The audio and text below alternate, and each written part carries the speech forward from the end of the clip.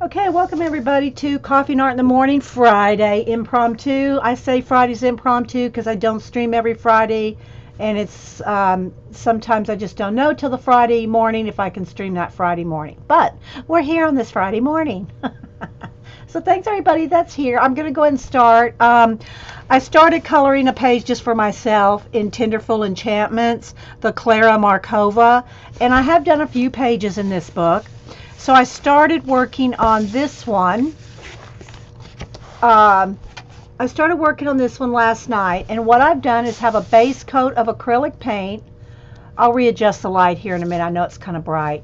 I started with the base coat of acrylic paints, and I just use Americana craft paint, watered down. This is the color I'm going to use for the grass behind here. I haven't done that yet.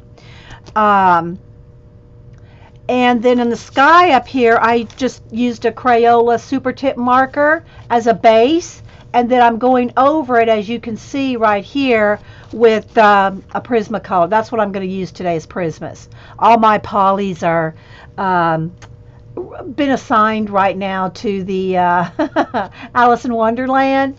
But anyway, I started this last night, and I said, well, I'll go ahead and, because the base coat sometimes takes a while, then you don't get to see me color the details unless we do 2 or 3 or whatever parts. So I thought, well, I've already done the base coat on pretty much everything, so now I'll go ahead and do the pencil. So here you can see where I've just done the background with the super tip Crayola marker, and then here is where I've gone over it. It doesn't take a lot.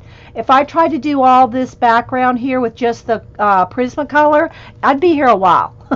But because I'm going over a texture, well, this isn't too textured, but it's a base coat. The acrylic has a tooth to it. The marker doesn't really give it a tooth, but it gives it a base so that when I go over it, it doesn't take a lot of pressure, and it doesn't take as near as much to fill it, to go over it. And I usually, if I want a flat background, a flat matte background, I just use solid acrylic paint. But I just said, well, I want to get in some of those little details kind of quickly, so I just used a marker. So there's the background story on this. I will, I know it's a little bright. The sun is beating down in my house right now, which I like. I like that sunshine. So here's one of the pages. Here's the initial page. Well, I guess it is really bright, isn't it? Let's just see about this, because it really is really bright. Maybe if I just turn the brightness down just a tad. So this is the intro page. Put my name there, and that's the first page that I did in this book. And I'm just going to flip to the ones that I've finished or are working on. I don't think I've got any partially ones worked on. Done this one here. Morning, guys. Hey, Suze, Kingor, anybody else popping in? So this one is done. Let's see if I can, there we go. That's a little better on the lighting. That one. And this one. And I've posted all these. And this one has stickles in it. So you can see the stickles there. And down there on the bike. Use stickles on this one. I think I got one more in here. This one. The fruit bat. So did that one. Did that one at Halloween. And I've posted all these. They're either in my Facebook color book album, Twitter, or Instagram. So they're around there. And yeah, so now I'm going to work on this one, which maybe I need to prop that up so that just to take that brightness off here. Put a couple of pencils. Now that's going to slide. Let me just put my color pencils over here just to hold that page up, just to take that glare off. There we go. That's better. Before we get started, I want to show Janet sent me some pens. I know everybody, you need pens? No, I don't need pens. But I actually did need another Tombow brush pen. I've been using mine a lot. So this came in really handy, Janet. The Tombow black pen. So yeah, that one will come in handy. And then she sent me 3. I'm sure she got them at Jet Pens because I've got them there and they come like this. The Tombow, a different size pens here. And I think they call these brush pens, but they're really those hard rubbery tips. They're not really brushes, but yeah, they're like those hard. They're not felt. So there's some kind of a rubbery plastic. So she sent me 3 of those, different sizes. And I only have one of these, Janet, because I'd given the other ones to Cam. I've never even seen this one. I had given the other ones to Cam that were this size. And then this one has a double, it's the tiny one. It's a small one there. And then it's got just the fine point on this side. So, yeah, I don't have this one. And one of these I don't have. They're similar in size. One's smaller than the other. And it's all in Japanese, so I can't even tell you what the numbers are. But you can get these kind of things in sets, and they come like this, all in Japanese. And they come with these little ruler template things, all in Japanese. But anyway, yeah, Jet Pens has sets that you can get. Like, I think there's like some of them have 6. Oh, this one has gray on the other end. Oh, I did not know that, Janet. So that writes gray. Oh, I like it. Look, I did not know that, Janet. I hadn't written with the thin side. I just wrote with this side. Awesome. And this is really a juicy one too. This one's more juicy than normal. I did not know that, but yeah, it's got the gray cap. Awesome. Like I said, I'd never seen this one before. So yeah, I'm really excited about that. So yeah, thank you so much, Janet. And you know, I will be using them. And I got to keep these packages. I don't ever know what to do with them, but I guess I could put one in the what do you call it? Like you are, Janet, the scavenger hunt. So yeah. Hey Daisy, hey Shalene, Lori, anybody else I missed? Okay, so, oh, that didn't really block the sun, did it? I might have to block it more. Okay, well, let me go ahead. So bright out today until the sun goes over the top of the house. It's just a little flashed out there. Yeah. Okay, so what I've done is on the back here, I used just the super tip marker. And now I'm going over it with, and I'm using Prismas today. This is processed red. It's kind of like a red-violet color. And I'm just going over, and I do have paper here to go along the edges. When I go along the edges so I don't mess up, especially if it's paint, not mess up the, what do you call it, the next page. So I'm just going to... It doesn't take a lot because there's already that base coat. You know, that's why I love base coating everything. And whether you use watercolor, acrylic, watered down acrylic paint, whether you use neocolors, whatever the background is, it just makes the pencils go on. It gives it tooth to your page. Now, this isn't really giving it any, like I can feel the acrylic here, right? I can't feel the marker, but it just makes it go so much faster. And again, you know, you don't have to go fast in your color book pages, but you know, I like to try to go a little faster so I can get more pages done because, you know, you can spend weeks on one page. Nothing wrong with it. You know, I'm not judging you. If you want to spend weeks on a page, I don't want to. So that's why I like base coating things. And I don't necessarily base coat everything, like tiny details or something like that, you know, because it's so tiny, you know, these little chains here and stuff like that, because you're not going to be able to, you know, that's more time consuming. So let me just go right along the top up here just to get that edge. And these pages are fairly thick. I mean, it's not cardstock, but it's, you know, they're good pages in the Klara Markova. Tenderful Enchantments. If y'all missed that. Okay, so I'm just going to finish this background here, going over the marker. If y'all have any questions, put it in caps. If you're watching the recording on YouTube, This is a live show on Ustream with a mostly awake live audience on a Friday.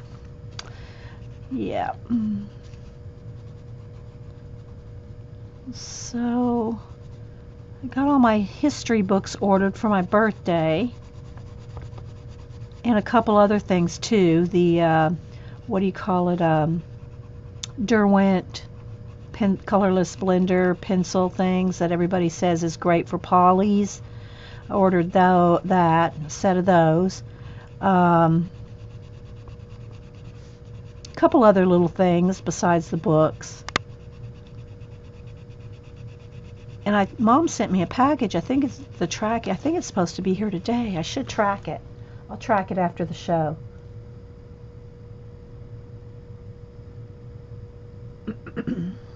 Did somebody get a new puppy?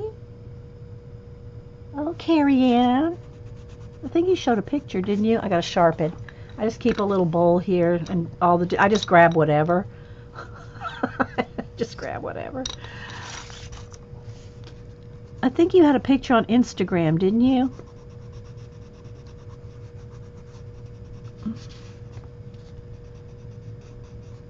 So if you have any questions, just put them in caps. Y'all want to say what you're working on? Are you working on any color book pages right now? If you are, and I know it's hard to say because, well, I'll ask Shalene. She does a lot of coloring book pages. How long it usually takes you? Sorry guys, I need to drink some more coffee. Let's say to finish a page about this complex. How long do you spend on it? Or do you just work like an hour here, an hour there? I think people think that, color, even though I do the backgrounds with the base coat, it still takes time. And I probably spent about an hour last night doing the base coat. Magical jungle, magical uncle. Just teasing each other. Magical jungle, yeah. It took me about an hour to base coat this last night.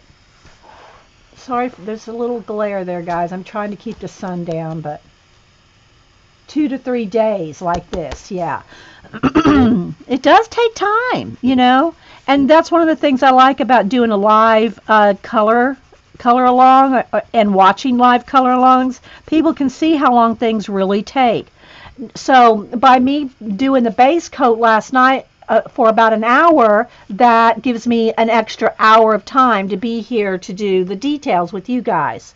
So there you go. So you can see that didn't take long to go over the top of that, the rest of that marker. And it does not go through. Okay, it doesn't go through. That being said, what goes through, if it ever does, what goes through is the water. The water, the wetness of your paper with a wash. I'm not talking about, well, even with the marker. I think I did do it. Yeah, look, I got one little spot right there on the marker where I just, was trying to get around those details and just overdid it. But these pages are one-sided, essentially one-sided. Every page has this little, a little thing on the back where you can write the date. I think that's what she put it there, to write the date. And maybe you're like, did you use a Prismacolor? Did you use whatever? I'm not filling that out, but I think that's why she put that here, for you to write your information about this page on this page. So it's really one-sided. If they repeat these little patterns on the backs. But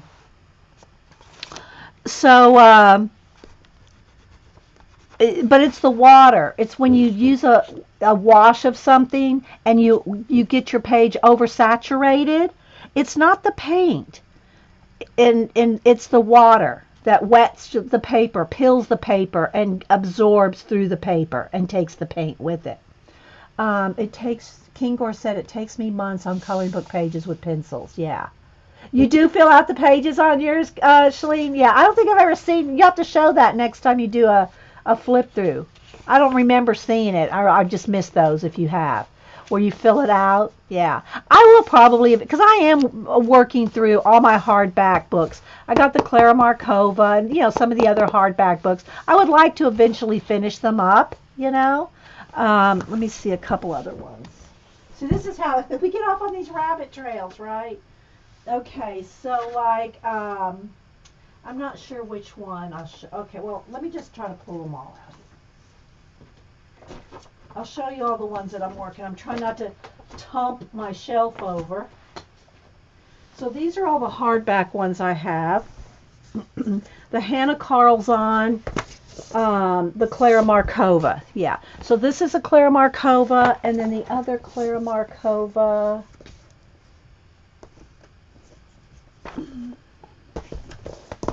And I can't pronounce that, but yeah. I think, do I have it? Yes, Magical Delight. Magical Delight's what this one is. It takes me, I feel it, okay, so, all right. Hey, Meri. So let's see here. I think I'm in process in these. This one, it needs a little, I think it could use a couple more things. I think I did post the picture. Oh, I know what it was. I think in this one I decided not to do the backgrounds, but to leave them white. I did put some moss in the trees in this one. I just scribbled in moss to kind of give it some more oomph. See all those black lines like that? I just put those in there. Scribbled in the moss. And see, she has the little things here to fill out. This double page spread, this was the first, excuse me, I got the hiccups now. I don't know why I haven't even eaten anything. This is a double page spread, and in the back here she has things that you can cut out, little doors and things. So here's, I've done these two here. Let me see if I can hold it up one side at a time without the, and then color the inside there. And on this little birdhouse. So there you go. And there's nothing on the back of these. It's just white. So you have to do this yourself. Something. It doesn't have to look like wood grain. I'd made mine to look like wood grain. But just even a color. So yeah, the little doors there. So this one, and again, left the background white. I did color in the little spores, the little mushroom spores. But other than that, I left the background of this. I think that's what I said I was going to do with this one. And here's another one with the door. I did do a little demo of that leaf, and I did put this door in to show you. You just do a little cut on the back, and then you just slide the little tab in. So again, this one's not done, but I did go ahead and put this on here to show you guys one day. So that's like a big necklace, a pendant. So yeah, it's very cute. I love this. So that's this Klara Markova. Oh, I did do the intro. Well, I still have a little bit of edging to do here and here. And then I got the intro page. I haven't signed it yet, but yeah. So there's that. And so that one is the Magical Delight. And then this is the one we're working in today. It's the Tenderful Enchantments. And again, I've done the intro page. Let me try to, that sun is really bright. The mermaid and the frog. The little merman or merkid or merelf on the seahorse. And the little kid on the bike, and this one has all the stickles.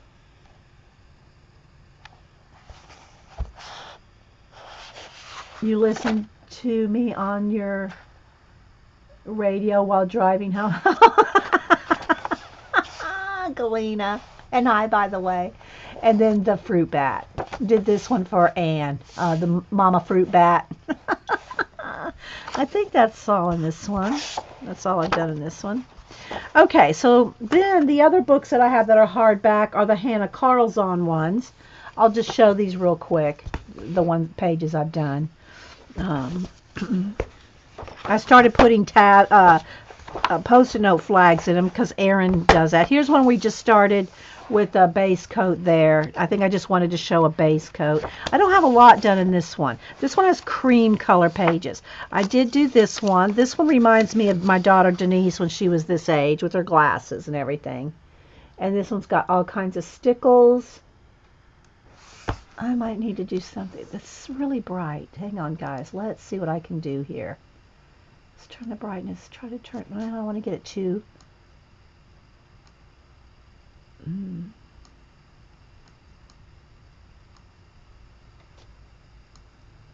It's just the sun coming through the window. So you can see where I put stickles all over this one. And the cats. Let's see here. Tide Barv, which Seasons is this one's Seasons. And I started these cats, not done, finished those. And let's see, what else do I have in this one finished? This one's finished. I think there's some videos on this one. Well, I know there are. Her face is all done with pencil. And there's shiny. There you go. See, I put, I think I used the Star Gel. There we go. See the silver there? Star Gel gel pen with the glitter in it. And the jewels. So yeah. That one. Let's see what else I finished here. Daydreams. Did I do the intro page on this one? I don't think I did. No. This one is still in progress. I know this one's been in progress for probably over a year. I need to finish this one. I got the stars and the glows and all that done, but I've not done any of this. It's got the base coat on it, but that's all it is. This is just a wash, right? And this is what the mushrooms, this one's done, and then these aren't. So you can kind of see this one's not. So yeah, I need to finish this one. I put my own background there. Let's see, what else do I have in here. This one's finished.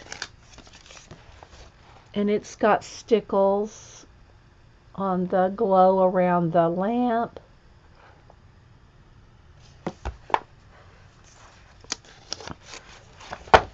In progress. This one's in progress. I think this one I was doing with Holbeins. Holbees. And this one's in progress. And I started doing this one because Paula wanted to see the background done, I think, on this one. Not done. Again, not done. So that's Daydreams. And then finally, Magical Dawn. And do I have I don't think I have the intro page up. Nope. I thought I had something started in this one. Maybe I don't have anything done in Magical Dawn. I should have picked this one last night to work in then. Yeah, we gotta get crack-a-lackin'. We gotta work in Magical Dawn. Yeah. Oh yeah, I never feel bad about working in pages in progress. They'll get done eventually. Okay, so let's go back to our page here. Where is she?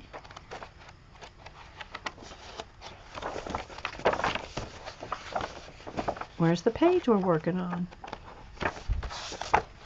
Really?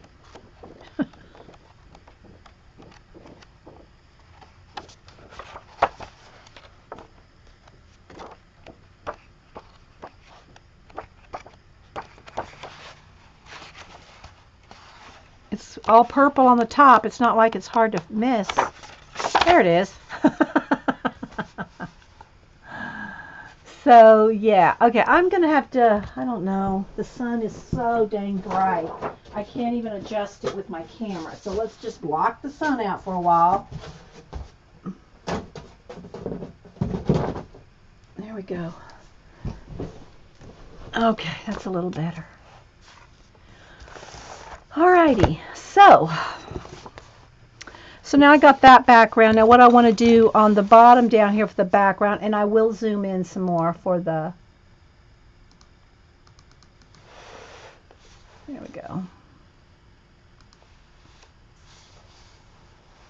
You have lots in progress? Yeah.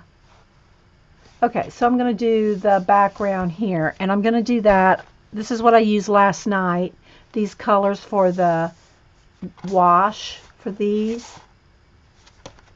Okay, I used a lime green, I used the petal pink, I think it's called, and then the bluegrass green. And now I'm going to use light avocado. Shake it up, put a little dollop here, and a little squirt of water to water it down. And a little paintbrush here.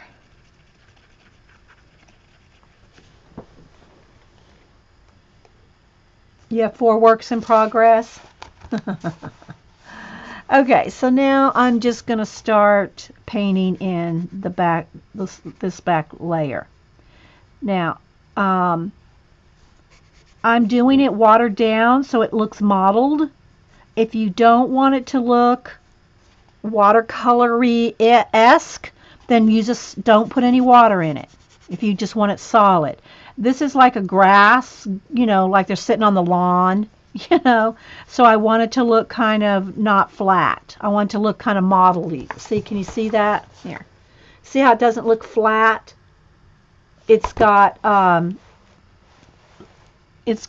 watercolor look to it, and that's what I want for this grass. I don't want it to be flat.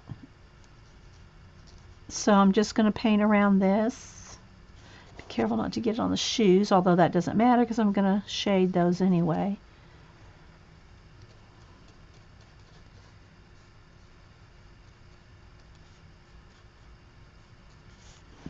So it'll just take me a minute here. And like I said, last night I worked on it for about an hour. So what you've seen here when I first started was about an hour's worth of work, just painting in. No shading, nothing. Just watered down acrylic paint. And that's all I got done last night. I was just doing this page for myself. So I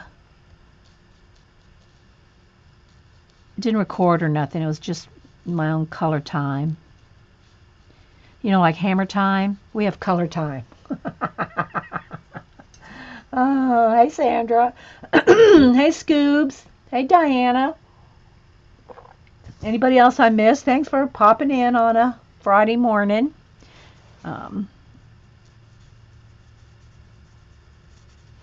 And if it starts getting, you know, too dry, the acrylic paint, and you want it, you don't want a flat color, you want it modelly, then might have to add some more water because it kind of does dry kind of quick. It does here anyway under the lights and everything. So yeah, see how it's kind of... Okay, now I'm going to go along the edge here, so let me get my paper here so that it doesn't get on the spine or the edges. If y'all have any questions, just ask or talk about what y'all are coloring in.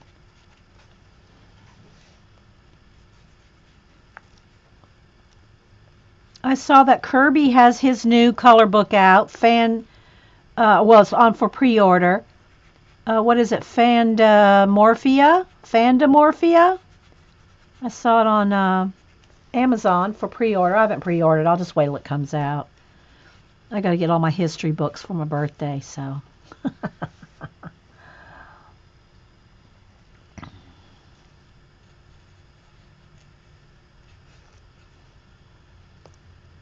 Just got a little paintbrush here and just painting in the...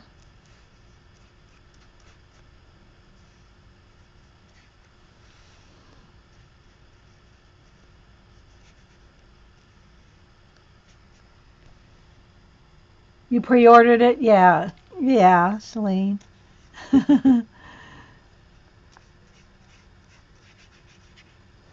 Most times Kirby books are in my bookstore. I've never had one not be in my Books A Million. But, you know, I think it comes out... When does it come out? Next month? Is it March? Or February? I don't remember. When it comes out. because it's on pre-order on Amazon.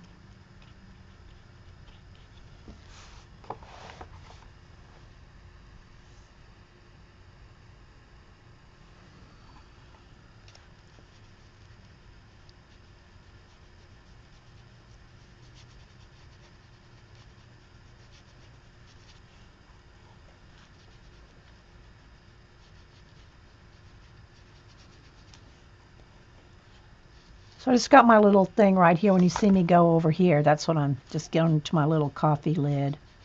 Those are my palettes.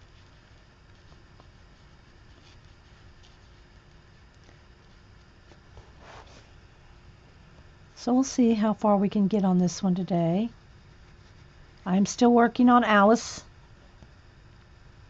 But, you know, sometimes I want to color and I can't record it like last night. I wanted to color something. I couldn't work. I could work on some more background of Alice, but I'm trying to do that one all on, you know, with you guys. So I said, well, I got to find something to color. I want to color. I'm not streaming. So that's why I started this one last night. So I said, well, I'll finish. Well, I don't know about finish, but I'll work on it today. So. March 27th. Oh, okay. Yeah, if y'all know Kirby, I'll maybe in a minute. Let me get this done. Show you my Kirby's. Anytime y'all want to see any color books that we worked on, let me know. I don't mind pulling them back out. You know, we love our rabbit trails. Pull those back out and review them. I'm still working. My Kirby's are one of the ones I really do want to finish completely and post them for Kirby. I would love to show him that somebody has completed one of his books. But you know, they're time consuming. They're detailed. Very detailed.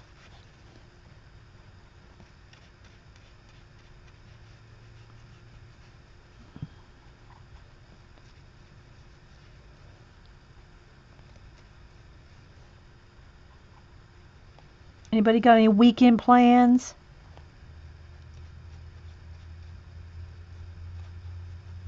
I'm looking forward to our usual for my birthday, which is in February, but probably would be the weekend before my birthday because my birthday falls on Super Bowl weekend. So I'm not going to do nothing on that day. But and I think Denise is going to come down that Saturday before, and you know, we might do some play in the studio, clean up or play or something. And but Hubster usually takes me for my birthday down to Blick in downtown Atlanta and to the High Museum and to the Varsity for my onion rings. My greasy onion rings. That's my birthday food. Onion rings from the Varsity. Suze is going to unpack more stuff. Friends are coming. Oh, good. Are they coming over to help you, or they're coming so that's inspiring you to get things done, Suzanne? Stephanie says her weekend plans are going to enjoy the warming temperatures. Galena's, her weekend plans are sleep and eat and sleep some more. Okay. Oh my gosh. Hey, Meek. Did I say hi to you? Okay, so there we go. We got the... And look how much I put out there, and look, we didn't use hardly none of it. There's the water right there.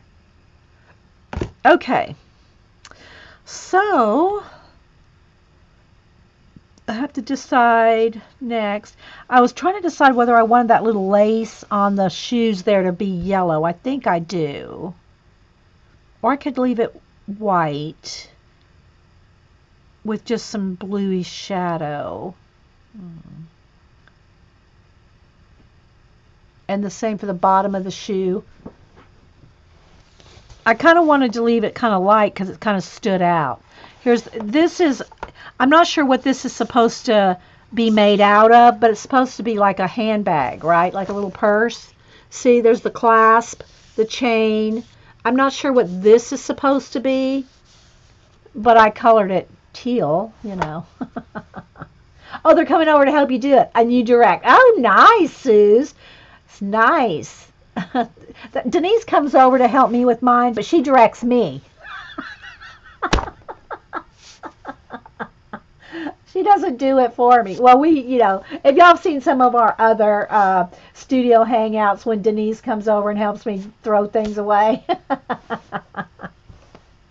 Scoob says, first already? I cannot believe it's going to be her first birthday, Scoobs. I know. It just seems like yesterday. Doesn't it go by fast? And Scoobs is working on a scavenger hunt. Kimmy is going to drive kids around. Yeah, that's why I asked Denise. I said, Denise, what are you doing this weekend? I don't know. Samantha hasn't told me yet. Cam drives, and he drives them to school. He drives them to school and everything, but he doesn't run her around to all her friends and everything. And she just now is getting her permit, so she can't even drive by herself. She has to have a licensed 21, and see, Cam can't even be with her. I think she has to have a licensed 21-year-old driver to drive, for her to drive.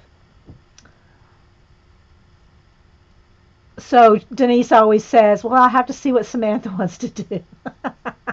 I know, right?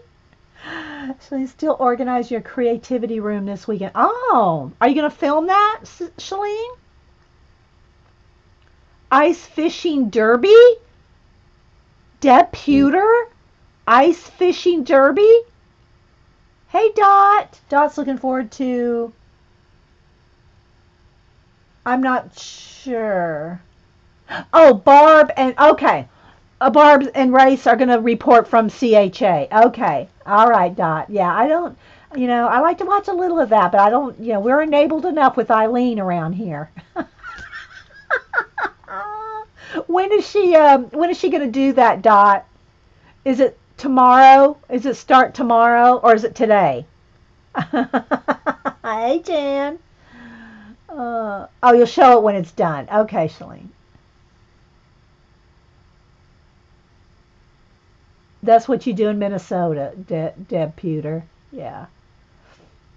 I like to fish. Love to fish. Taught all the grands and everything how to fish, how to bait their own hooks. I've told y'all, I know I've told y'all the story a few times.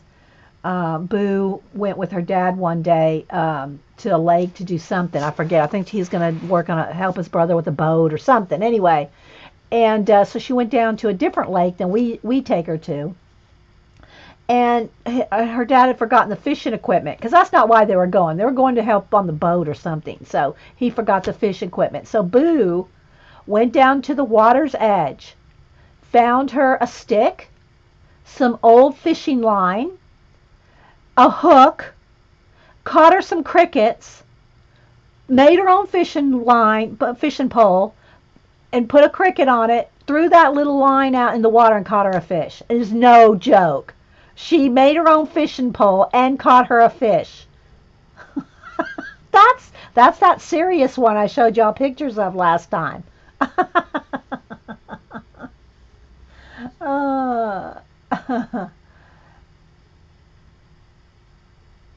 Your 18-year-old daughter can't drive yet. She's had too much schoolwork to do.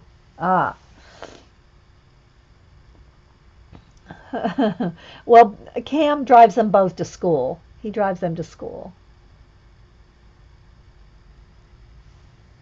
But anyway, Scoob says she started walking. Wait, I missed that part. Let me scroll. Started walking at 10 months and loves telling us no with big grin. Oh yeah, that's the tricky. Those are tricky ones there, Scoobs. Those cute, tricky ones? Yeah, with the big smile. Yeah, they're the tricky ones. Okay, so let's see. I think I'll start on the pink part of the shoes. All right, so I'm going to move this now because you really should put a piece of cardstock behind here for pressure. Let me get a piece of cardstock. Hang on.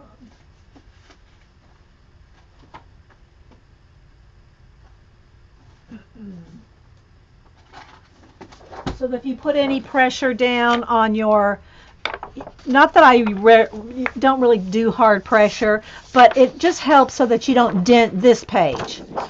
So put a piece of cardstock. It's a good habit to get into anyway, to put a piece of cardstock behind whatever you're working on, just because you don't need fancy equipment.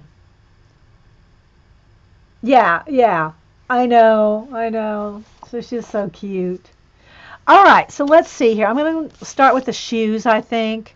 So I'm going to get, let's see, let's get white, pink, and probably the same, a little shading with the processed red, which is like a magenta. All right, so let me just get let me move my paint here. And get my little sharpener bowl over here.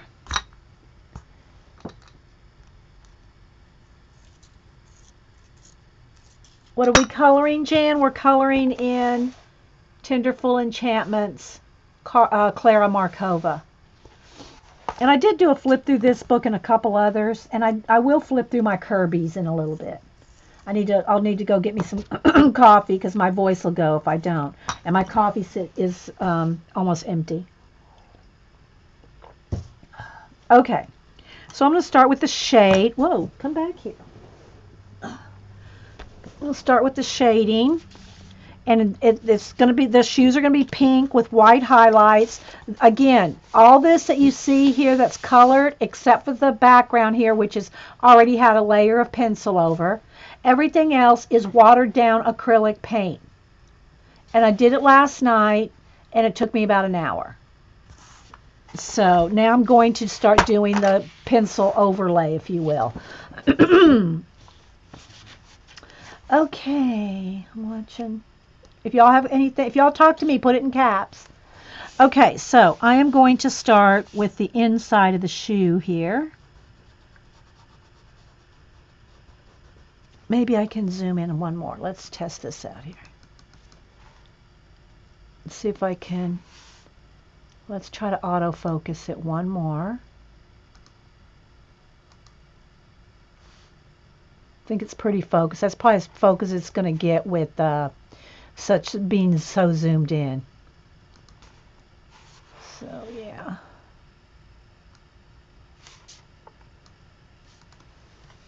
I said the other day, our little guy lost his first tooth.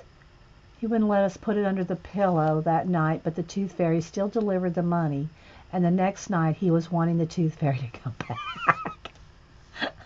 He's double dipping the tooth fairy.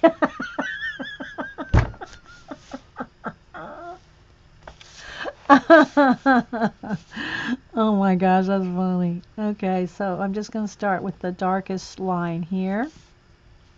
And then I'll feather that out. And I'm using Prismacolors. I'll try to tell you all the colors I'm using. I don't tell you all the numbers, and I don't tell you every time I switch pencils which one I'm using. But I'm using the processed red. This is just called pink, I think. Yeah, pink and white.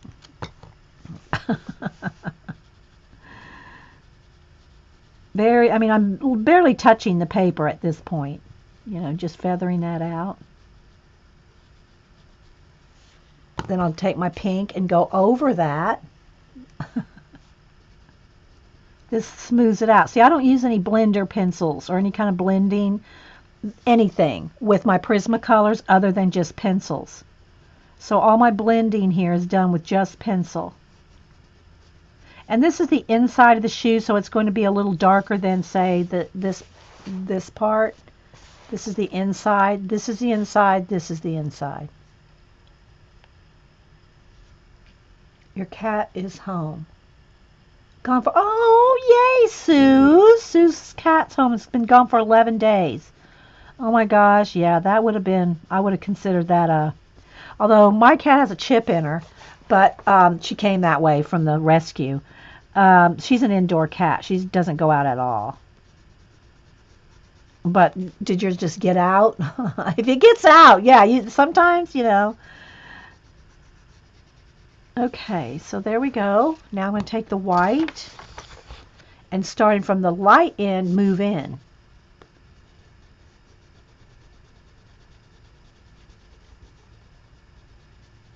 And so this is all blended. I didn't need any blender pencils or any, and I don't use any of the, what do you call it, I'm going to go back with a little bit more dark right along the edge. I don't use any of the liquids or any of that. I don't like them. I don't like oily rings, and I don't like things that bleed through, and I know there's ways around all that. Too much trouble for me for a color book page. I don't want to have to, if I want to take my 3 pencils and go lay in bed and color, I want to be able to do that without having to worry about liquids and yeah, that's just me. Don't email me if you use the liquids and all that. That's fine. That's your color book page. She goes out to potty and mostly inside. Oh. What does she do at night, Suze? I mean, do you have a cat box in the house for her? I think I want that one, just one little bit shade darker. Right along the edge there. So I might get a darker purple. Let's see. Let's just test out a darker. Let's go with ultramarine. I don't know. Let's just see. That might be too dark. Yeah, let's go with the purple. Let's see. Stand by for your ASMR moment.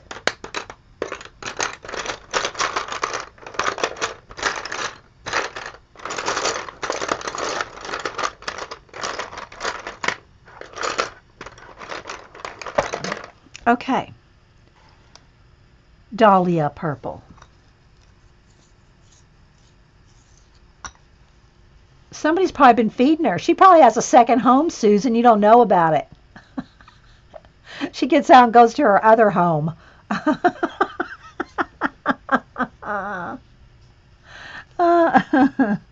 Okay, so this Dahlia purple, right a little bit darker. Right along the very darkest darks. Like right in those little dips right there.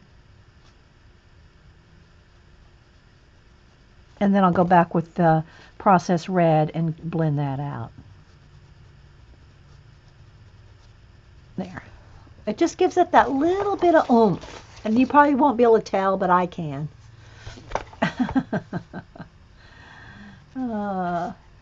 That's fine as long as she's okay. Yeah. Okay, so now I'm going to go, now that I know I want this really dark right along those edges, I'm going to go back with the Dahlia purple and just get right in those very deep shadows, right in there.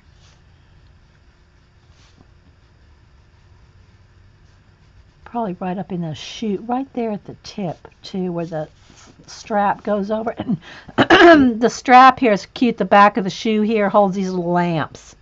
See? All right. Process red.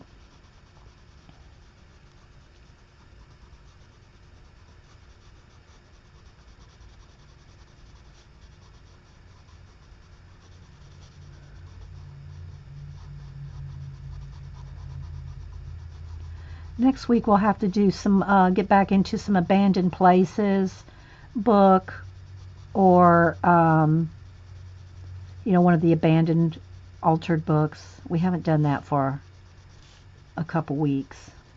Well, maybe a month. We need to do some collage in our abandoned book. Okay, now I'm going to take the pink. I gotta go get some hot coffee, guys. I'm just going right over that.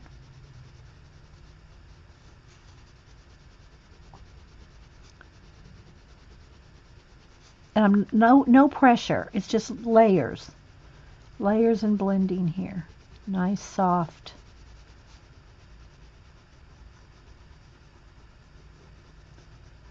Okay, now the white.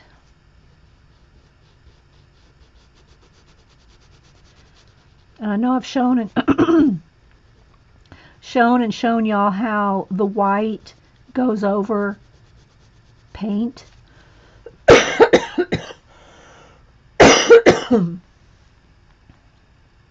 Oh, good, Suze. Missed something Galena said. Fixed her fresh. Hey, Pink Girly. So I'm going to blend this.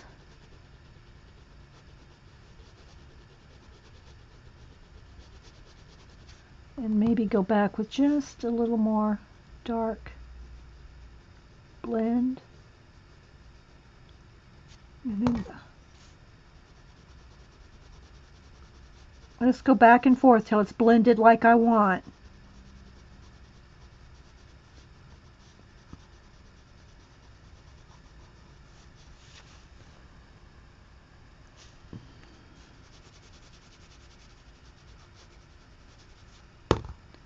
Pink again. And by doing all these overlays like this, you get rid of all your pencil marks. This is how this is with Prismas now. Polys are a total different animal. But Prismas are what I've worked with for decades, so they're my precious babies. Okay, so now we're going to do let's do the inside of this too. Let's go ahead and do the inside here. So I'm going to start, I'll just start with the dahlia and then add the darker in a minute.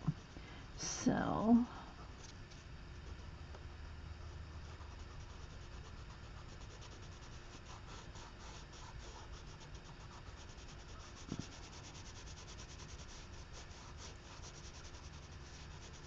because these are the insides. There'd probably be a little shadow right there, but I'm kind of just imagining the lights hitting it like this. Let's go ahead and do both at the same time.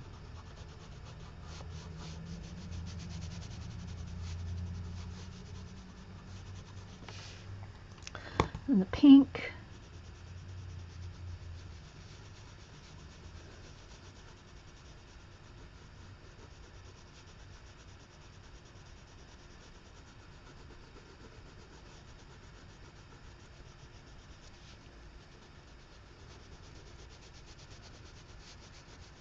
It's just so much faster coloring over a base of acrylic paint. Okay, now I'm going to go with the dahlia purple and getting those shadows, the real dark shadows here. I hear birds singing out there. It's 29 degrees. Oh, wait. No, it's not a bird. It's a car alarm. My bad. It sounds like tweet, tweet, tweet, but it's a car alarm.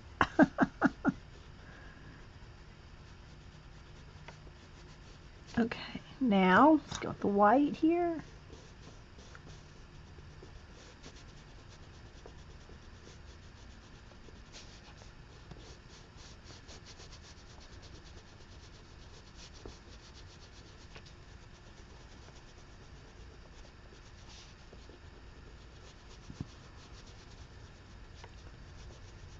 And remember, when you're doing something like this, you're going over a dark color, look at the tip. See how there's purple on there?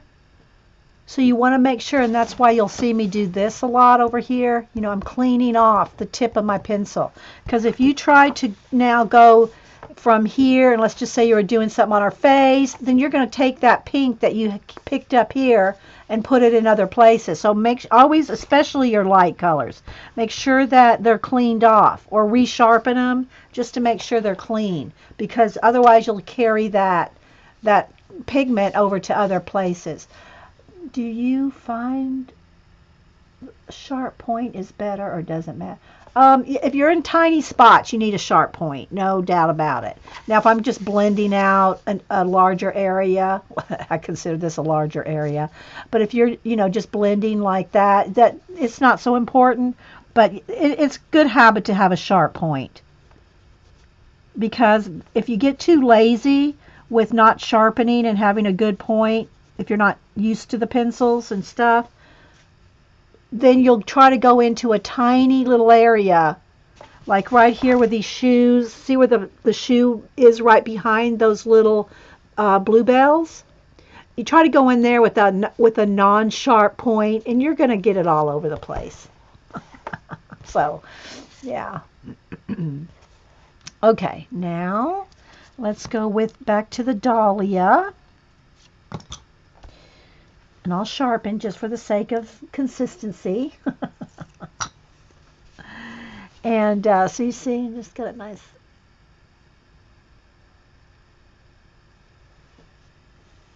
And I'm going to start on the tips of the shoe and the heels here on the outside. Okay, so I'm going to shade with that. These will probably be just light. Now, there would be probably more of a shadow right here where this shoe is behind this shoe. But I'm not going to get it as dark as this with the dahlia purple.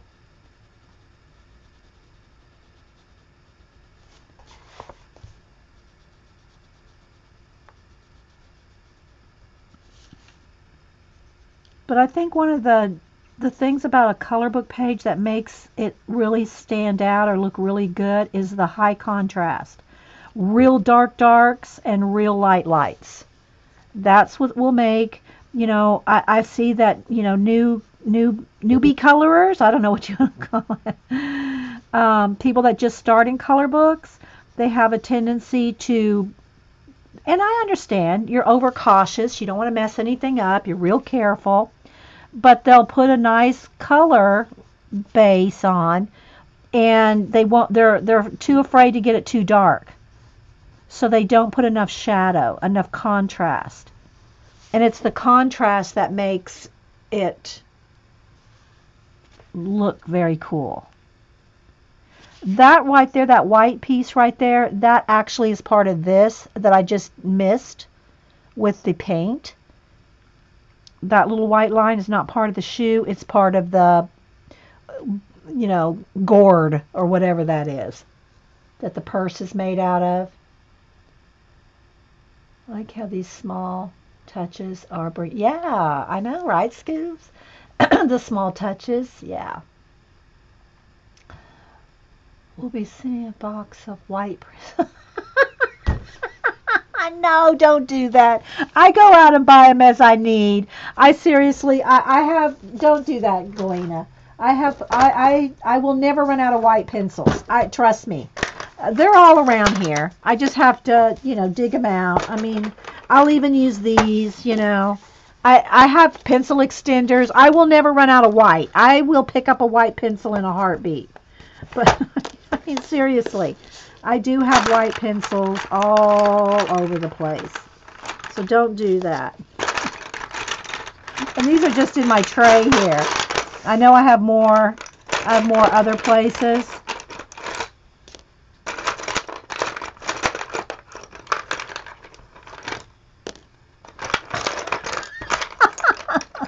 Trust me, I will not allow myself to run out of white. And these aren't even the ones that are full new. I got some of those around here too. There's another stub. But I do have pencil extenders. Look, I have pencil extenders, Galena. See, look. That gives me practically a whole pencil right there. It's sweet of you though, but really don't do that. Don't do that. Go buy your baby some new treat.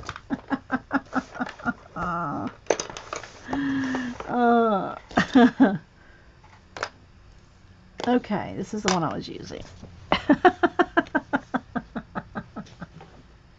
I do use the white to the nubs. I do.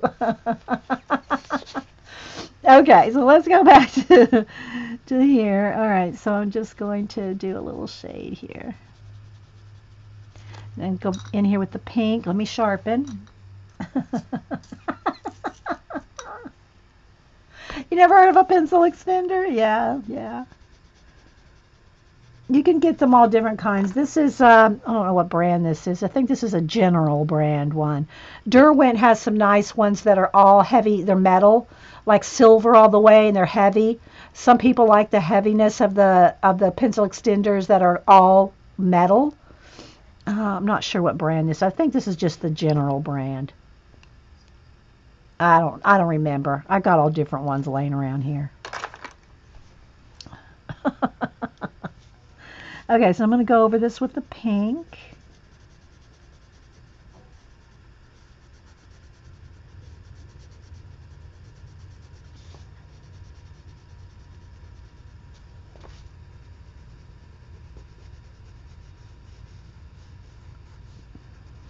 And then the white right along the edge there. Not too much because this shoe is behind the other one.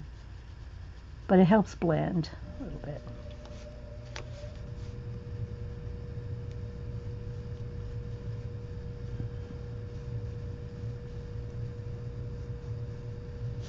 And if you need an extra brightness, and I do this all the time, and I like to just show you in case you don't know, a Posca or a Sharpie. I usually reserve these kind of things for the end, like after I've colored this, the background here, after I've colored that, then I would do this. But take you a Posca or a Sharpie poster paint pen, and you can get you a nice, bright highlight. See that? And it's also good for when you do eyes, like my Jasmine Beckett, where I do close-ups, you know, the eyes, or any color book that has eyes that are outlined with black, because you know the artist has to draw the eye, right? But when I'm doing like portraits and stuff, my eyes don't have a black line unless there's makeup, of course. But they're not just, you know, the line, the black line is not there, especially on the bottom eyelid. Unless you have makeup there, there's not a black line under your eye. So I will white out the black line and put cream, peach, sienna, you know, the skin color, you know, and put that color in there instead of a black color book line, which the artist has to draw, you know, to draw the eye. So yeah, it's a nice way to get rid of any black lines you don't want. And also, it's a good way, now when that dries, I can go back over this with a pencil color. So let's just say I really just wanted that light pink, not white. Well, you can always buy pink Poscas, but I'll go over that like that. And if I really just wanted that pink, lighter than everything else, once that's dry, and it takes a minute to either hit it with a heat gun and make sure that's dry, because if I go in there now with the pencil on top, it's just going to smear the white because it's paint, right? So you got to let that dry, and once it's dry, then you can go back over it with the light pink and make it still bright. See, that's not dry right there. I just took that right off. I just took that paint right off with the, because it's not dry.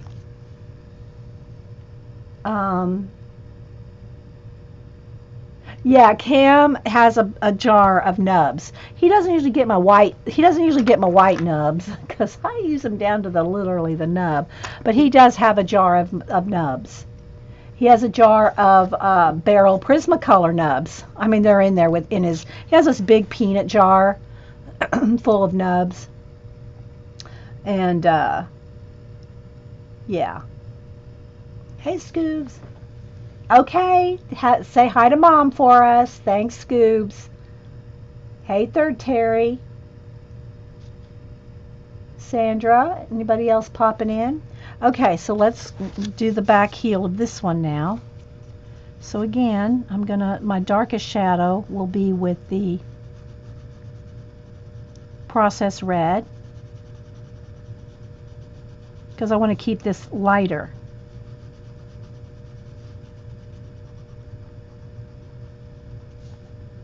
Than the Dahlia Purple.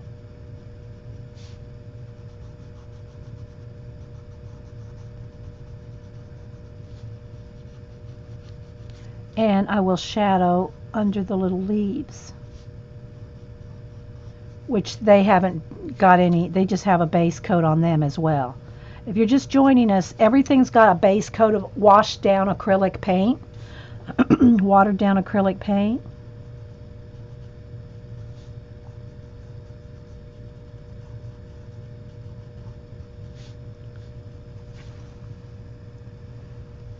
Put a little shadow under each of those too. Oopsie, look, right there's a leaf I missed.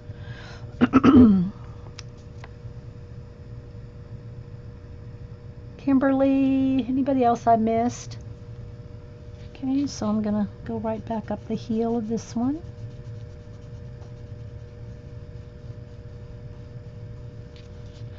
needs sharpening. That's pretty sharp, but it's not sharp enough for that little spot right there.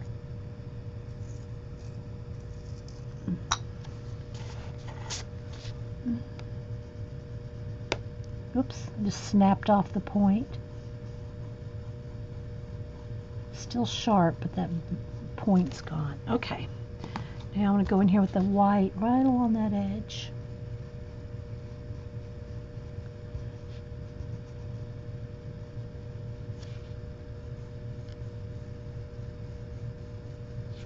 Okay. And then if there's some place that needs to be a little brighter, I'll just go in there with the Posca right along the tip there.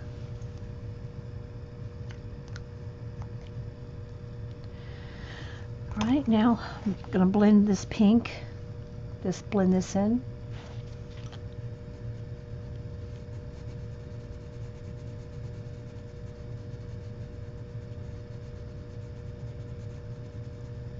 And when I blend, I go back over everything I just did. See right there where I put the, hang on guys, I've got to go get something to drink. Hang on. Here's Andy'll.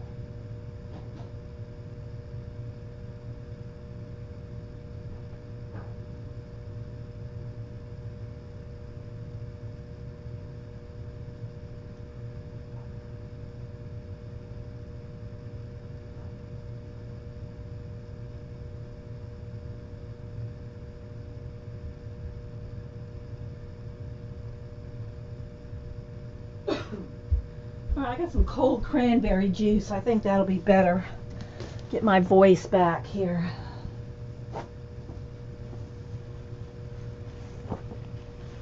And now that the sun is not so vibrant, looks pretty, a lot better. Okay, back to my pink here.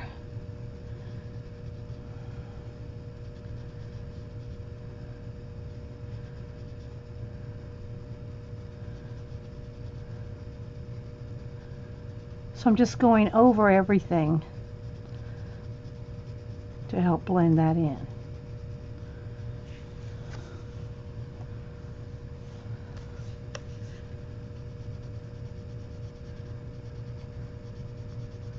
So anybody that's come in the last few minutes want to tell us what y'all are coloring or working on? Not everybody colors. We got a lot, there's so many things we like to do around here. You know, like I said, next week I want to get back to doing something out of abandoned places.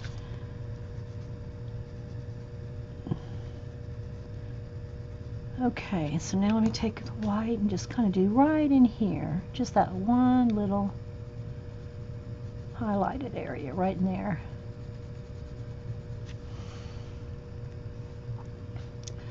Maybe just a tiny bit here, because that would bow out right there.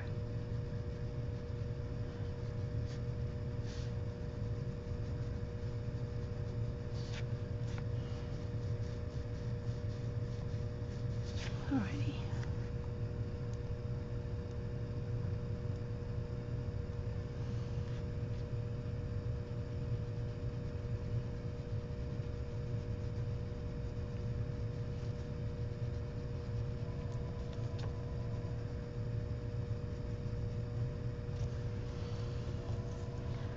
Working in scavenger hunt pages. Yeah, everybody's working on it. I love that.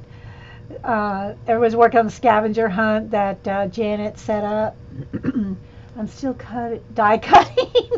You'd be doing it in your sleep. Are you working on a project, Mink? Is there something that is there a reason you're doing a lot of die cutting? I mean, is there something you're cutting all that stuff out for? Or are you just getting caught up? Because that's what I usually do when I do the shows here, when I bring out the Her Majesty Camille, my cameo. It's to get a whole bunch of stuff done at once. So, because I don't leave her out. My cameo is put away in a 31 bag. I just got my new Kubikowska, enjoying that so much. I'm trying to think of which one that is because I think I have that one too. What's the name of it?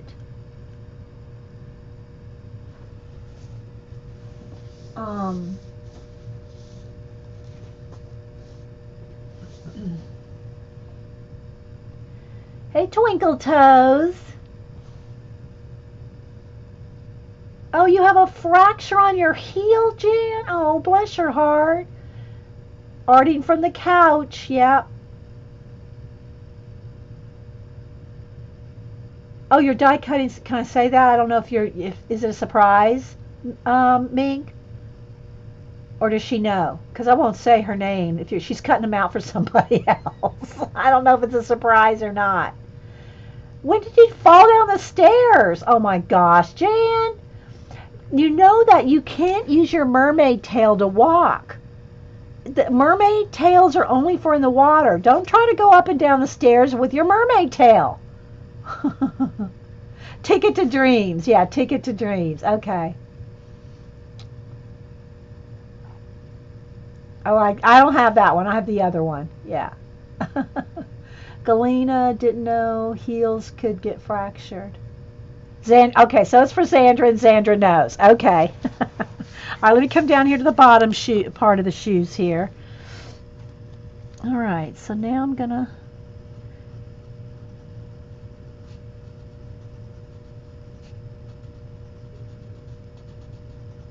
I haven't decided what color I want the insoles. Maybe I just want them white with a little shadow. I don't know.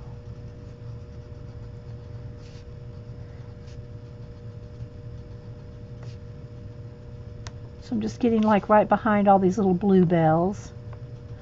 And here's the other thing too. See all these little dots right there from the bluebells, the little stamens and the bluebells? I don't try to color around those. I'll just use my Posca to dot them back in. Oh, yeah, I'm sorry, Twink. This is Tenderful Enchantments. Yeah, people are coming in and didn't know. Yeah. And all the base coat that you see, now this was marker with pencil over it, but all this that you see here is just a wash of a watered down acrylic paint. Everything's a wash of acrylic paint except the shoes that I've started going over with pencil. But everything else is just a wash. You're learning to mix browns with pencil in your Imagimorphia. I'll pull out my Imagimorphias here in a minute. I try to show different books every now and then that I don't get to often. But his books are one that I do want to finish. Yeah, make some charts, Kangaroo, if you haven't already. Make you some color charts with blendings and mixing. You know, I don't have any handy. I used to do that more years ago. I do not know my Polys, Holbys, or Lumies like I know my Prismas. But and again, I couldn't tell you the number of this. I worked with these for 3 decades or more. I do not know the numbers of the pencils. I just never felt a need to memorize the numbers.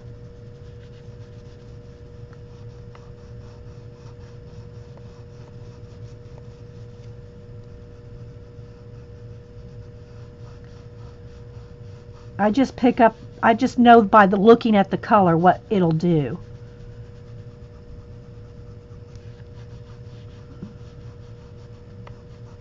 But color charts, taking all the colors that you want to learn more and making charts with them, you know, the best thing to do. You've probably done it. I bet you have. I bet you have done those color charts. Kangaroo.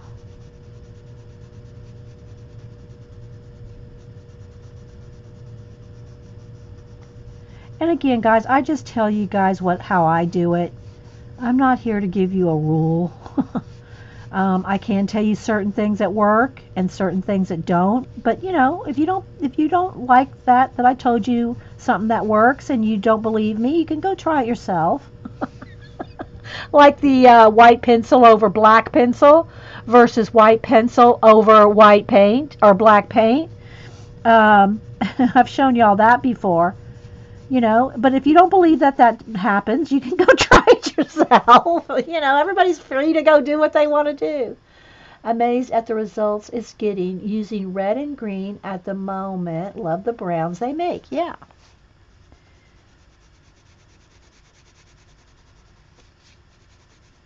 Okay, I want a little bit of shadow right back in there. Not much. Right under those bluebells. Right in between the little bluebells, it'd be darker. There'd be a little shadow in there.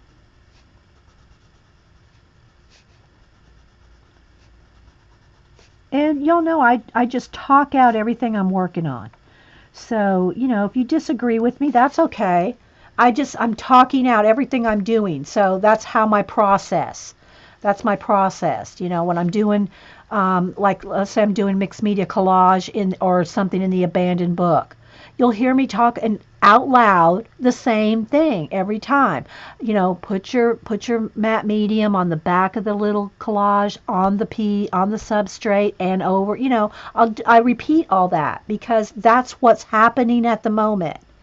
You know, and so I'm talking out my process.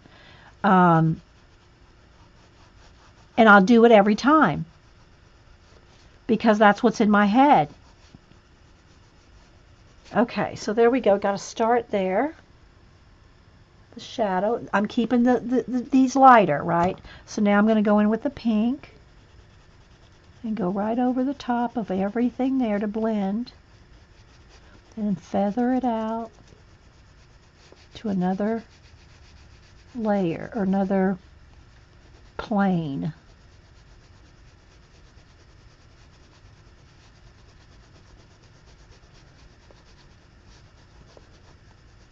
Because if I know how something works and how I do something, I want to share it with you.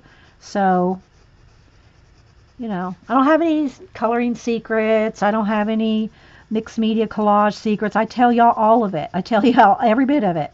I don't think there's anything that I've ever done. Well, I can't say ever, because maybe there has, but I don't know, remember it. Hey, wee hootie. But I tell y'all everything I do, so that, you know, if you want to try it or make something similar. I know nobody can do, you know, they're not going to do my exact collage, for instance. Not everybody likes space and planets and painting that stuff, but the technique is the same. Whether you're doing a garden scene or, you know, outer space, the way you use the matte medium and the collage and all that's all the same. You don't have any heat in your house, wee hootie, still? Yes, and that's true, Steffi. You are the boss of your color book. That's one of my, that and don't email me. You are the boss of your color book. Or any of your art for that matter. But I'll tell you what I have found works, for me anyway. Not that there's no other way to do anything, but it's just what I've learned from, you know, doing it lots. What I've learned works, you know, and what doesn't. So, you know, I try to help as much as I can.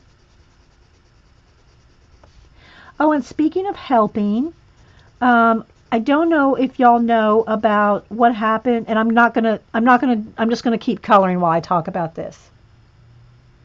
YouTube has changed the way that you can become monetized. And so if you are in the community, you already know about all this. And if you're not in the community, it probably doesn't matter, but except for this point. to go and watch and subscribe to some of the smaller channels. If you've been watching somebody and you already love somebody that you're watching that has a smaller channel and you've never subscribed or watched in any length of time their videos, now's the time to do it. I think they have until February, and they have till February, I think 20th, to make certain levels before they can stay or become monetized. There's a lot of people that have issues with it, and I do have issues with it when it comes to channels that are like right on the verge and stuff. If you have 10 subscribers and 3 hours of video watch time, you really, you can't really complain. You weren't going to be monetized anyway, right? I'm talking about people that they're right on the verge, if not right there before this rule came out, that it affects.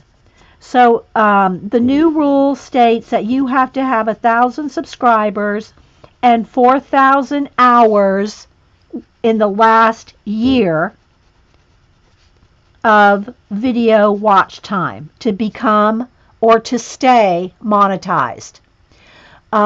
Sherry Pink is one that was an example of how it was like going to affect her. She just got her 1,000 subscribers, but she doesn't have, at last I saw, she doesn't have 4,000 hours of watch time.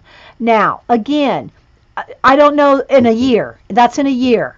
I don't know that it's possible for you to, even if you went and watched one of your favorite smaller channels, even if you went and watched them for, the next 30 days, it may not make a difference. But it will make a difference in the long run if you continue to watch them. Yes, there's Sherry's here. So Sherry, I'm not sure how many. Sherry's got the 1,000 subbies, but I don't think she's made the hours. So if you'll go watch Sherry 1975, Sherry Pink. I think is it Sherry Pink on your channel, Sherry? Is that the name? Then that will help Sherry. So it may or may not help some of the really, really small channels at this point. Long term, though, keep that in mind. Long term, your favorite, people that you like to watch. For instance, like I love G. Brody. There's no way she's going to make the subbies and the hours by February 20th. She's got a very small channel. I love G, and I hope, she does eventually get up there. But yeah, and again, and some of the girls that are, well, I say girls because it's mostly girls. Some of the bigger channels will tell you you don't make a lot of money. You make some, but it's not like you can't live off of it unless you are, say, Bailey J or something like that with 1 million subscribers and hundreds and thousands of hours of watch time. You cannot make a living off this, people. Just saying. That being said, every little bit helps. So anyway, one of the reasons, from my understanding, and it will help the bigger channels, and it would help me in this sense. I'll tell you how it does help people by having this new rule. If you have a channel, my channel's not that big, but I have 850 videos, right? So I have 850 videos. Someone will come along, a new person that has no subscribers, and copy my videos and put them on their channel. Sometimes they've done 100 of them. For me now to report that, it takes about 10 to 15 minutes to report one video because they take it serious. They don't just take down anybody's videos and take down anybody's channel on a whim, right?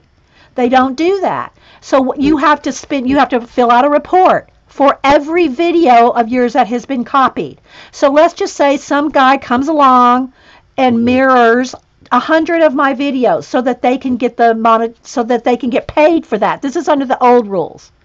So if they get 10,000 views on one of my videos, for me to report that video, I have to fill out a form for every single video, all 100 of them. That is very, very, very, very time consuming. But that also protects people from just having their videos taken down on a whim. Somebody can't just come in and say, "Oh, so and so, I don't like them, so I want their video to see." It prevents anything from that happening. So there's a reason it's not easy to report videos. There's a reason. That being said, people that have their videos copied, and there's other issues too, people that have their videos copied multiple places all over the place to get my money, right? She's close. Yeah, so Janet has 800 subbies, so she's close to getting her 1,000, and she could probably get 1,000 if we all, went to J. Merle Young's channel and subbied to her. She would have her 1,000 subbies, but it's the 4,000 hours of yearly watch time. So you have to have 4,000 hours of watch time. Okay, so Sherry said that equals 240,000 minutes. That's harder to get, especially for the littler channels, right?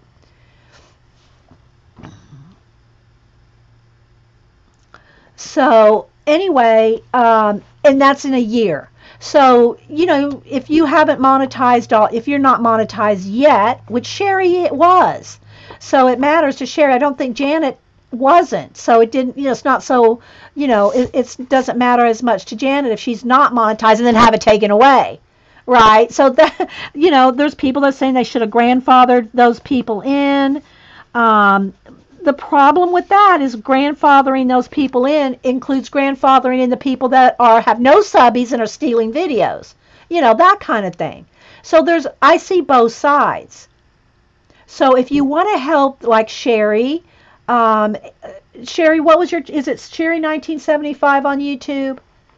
Or any of, and they're around there. Go look at the Meri LTA. We talk about, and when I've recommended Meri many times and posted the link to her channel, go over to the Meri LTA, and she has some lists in her channel of some of the people that it's affecting. Okay.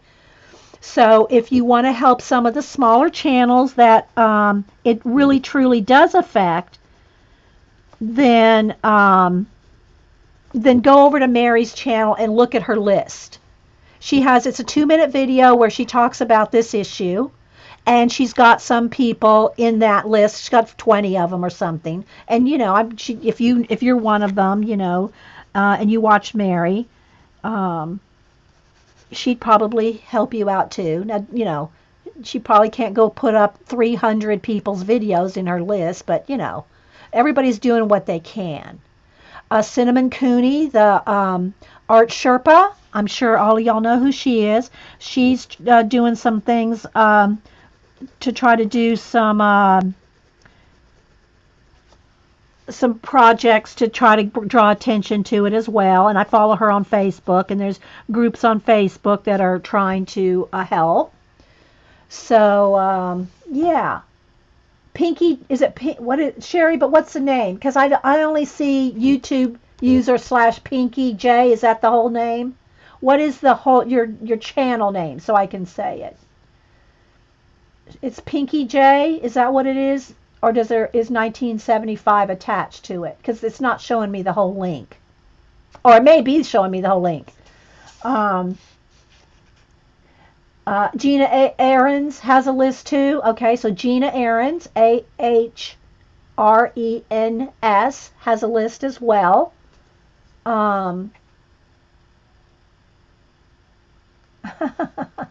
Yeah, I know, Janet, but I'm talking about the people that it is affecting. No year. Okay, so it's just Sherry Pink. Sherry J. Sherry J is on YouTube, her YouTube name. So anyway, yeah, and I'm sure all of you know smaller channels that are right on the cusp of either having 1,000 subbies, or and a lot of people, sometimes it's one or the other. It's usually you have both, though. You're going to have the hours if you have the subbies. Sometimes a video might go viral. It's rare, and the ones that YouTube is trying to prevent from taking the ad revenue are those, Well, I don't even want to mention them. I don't even want to mention the ones that are, you got your creepy videos and, they go viral and you get, they're getting thousands of watch hours off of something really bad. You know what I mean? It's just Sherry.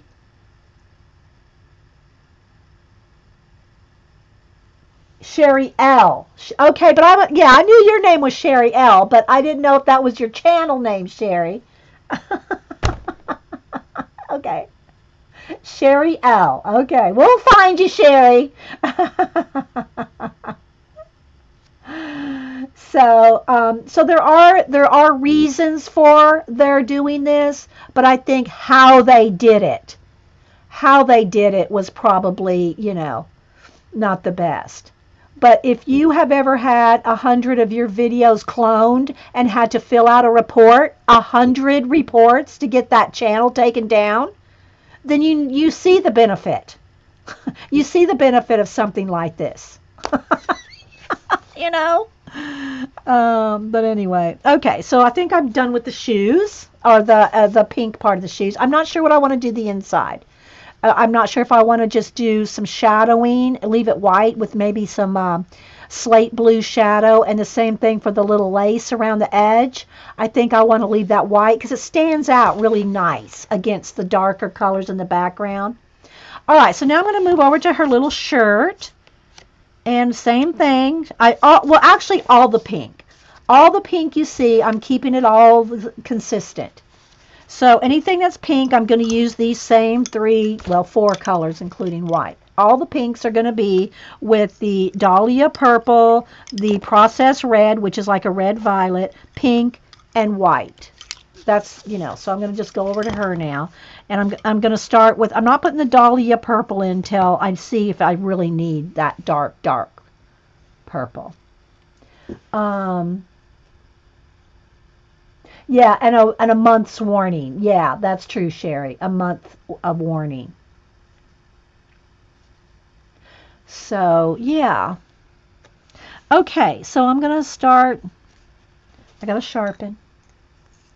So I just wanted to, if you're on YouTube any at all and hang out with any YouTubers, you will have heard all this already. But in case you haven't, there's the info that, I would suggest going over to the Meri LTA, the Art Sherpa, and, those two I know for sure have reliable information, and if you want to know more about it. Okay?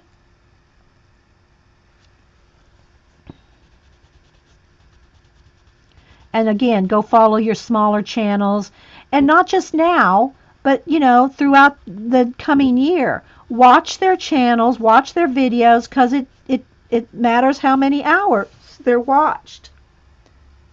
Right?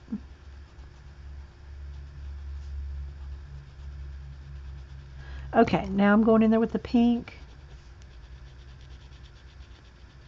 And I think all of us here anyway, we're very supportive of other channels regardless of size.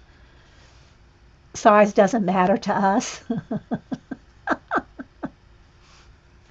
Don't email me, people.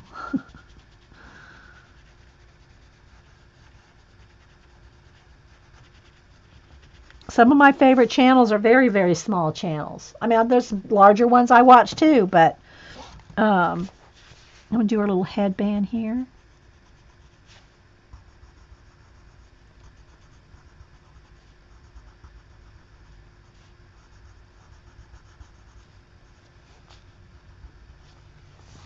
The little tie, it's like a little ribbon tie around her head.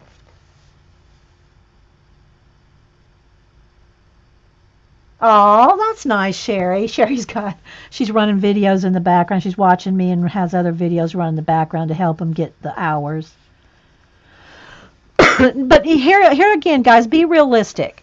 If you're watching somebody that has 1,000 subbies, but they only, and I'm not sure, can you see other people's hours, Sherry? I haven't tried to look for, I look at how many views people have, but it's not just the views, it's hours. So I'm not sure if that even shows up, does it? On other people's videos, how many hours they have. It shows views, but that doesn't necessarily equate to the hours watched. So, if you know that you could watch somebody's videos for the next 30 days and they're not going to even get near 4,000 hours, then concentrate on some of the ones you know will matter. It doesn't show. Yeah, I didn't think it did. I didn't think the hours showed. So you got to kind of, I guess you got to kind of guesstimate by the views. You won't have any idea how many hours watched, except a guess by the view count, right? Okay, so there's her little shirt and her little ribbon head thing. Now let's go in here with a little bit of white highlight. So yeah, support the creative community on YouTube. It's like, I don't want to say it's like down at the bottom of YouTube's priority, but creatives, it's like, we're not any match for some of the, big things that happen on YouTube, right? Hey Connie, what book am I coloring in? Tenderful Enchantments, Klara Markova.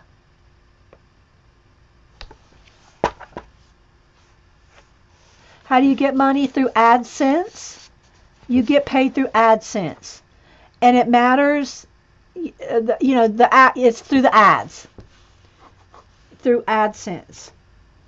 Eileen.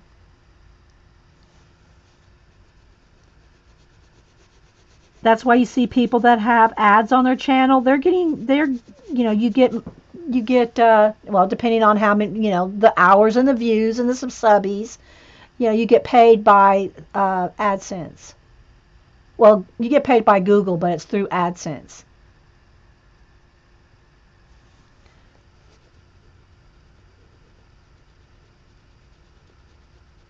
Okay, there we go. All right, so her little shirt, little shoes. Let's go down here. Let's do the little roses and the petals that are fall off. Now, these are different flowers. This is a rose here. These are some other kind of flowers. These are probably really bluebells. But I didn't want, I didn't want the same blue here because I wanted this purse to be that color. So I did these bluebells. They're pink. And so the roses. So all the flowers and some of the detail in some of the butterfly and stuff like that, that little heart, I did it all pink. We do not get paid on Ustream. You don't get paid on Ustream. Twitch has monetization. You can get paid if you're on Twitch. Ustream does not pay. If you want high quality and perks on Ustream, you got to pay them, which none of us do. None of us artists do that. Twitch, that's why a lot of artists are on Twitch, because Twitch pays you. Kind of like YouTube does. You get partnered and you monetize and you get partnered and you can get paid by Twitch.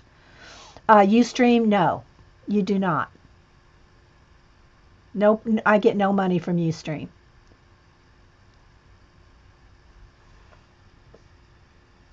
It does take a little bit of finessing to work your way through AdSense and all that. I don't know. I didn't even know you had a channel, Paint Girly. I didn't even know you had a channel. Feel free to put your link in. So yeah. Now with the new requirements, you've got to meet those standards of 1,000 subbies and 4,000 hours in a year to get paid. Yes. Yeah. Oh, YouTube Live. Yeah, YouTube, I think any YouTube. Yeah, YouTube you get paid.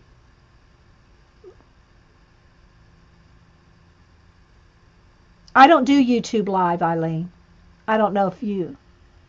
Oh, you're just asking in general. So I haven't done YouTube Live. Everybody tells me I should. For more view, yes, you will. That counts as your hours and counts as your views. So far, I've done all my live shows over here on Ustream. Okay, let's do these little roses here. Well, let's do this big rose and these petals.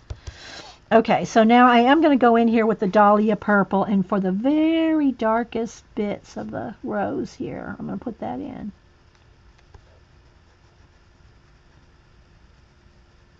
I know everybody tells me you should do YouTube live. And I'd get more viewers, and I'd get more subbies, and I'd get more, yeah. But, you know, I've been doing Ustream, you know, as long as they don't start charging me. If they start charging me to just do, because we don't even get HD quality for free on YouTube. We get, I mean Ustream, I'm sorry. We get high resolution, which for a while we didn't even get that. But we don't get HD quality for free. You have to pay for that, and you have to pay a lot on Ustream. You got to remember, Ustream has NASA, right? They broadcast NASA. Let's just, you know, do I need to say more? So it's not like they need us little, you know, 100 viewers for 3 hours twice or 3 times a week. Right? So, yeah, Ustream is expensive to get the perks for. Hey, Karen. Lots of people, Pacola. I watch Twitch artists. There's a lot of artists on Twitch. I would say there's 100 times more people. Twitch is a kind of they used to be just a gamer channel, a gamer platform. For gamers to watch other gamers playing games, but they have a creative section now for artists. And I have an account over there, but I've just, you know, I've been doing Ustream for almost, you know, going on 8 years. So, you know,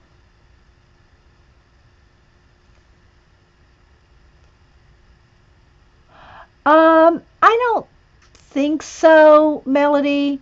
I'm not sure how far into an ad you have to watch for it to count. I used to know. I don't really remember. You know, I don't remember if you have to. I don't think you have to watch the full ad to get it to, you know. And it's not even so. It's the fact that we have the ad on the channel. Do you see what I'm saying? It's the fact that we have the ad on the channel. Uh-oh. Why is my computer going to sleep? Here we go.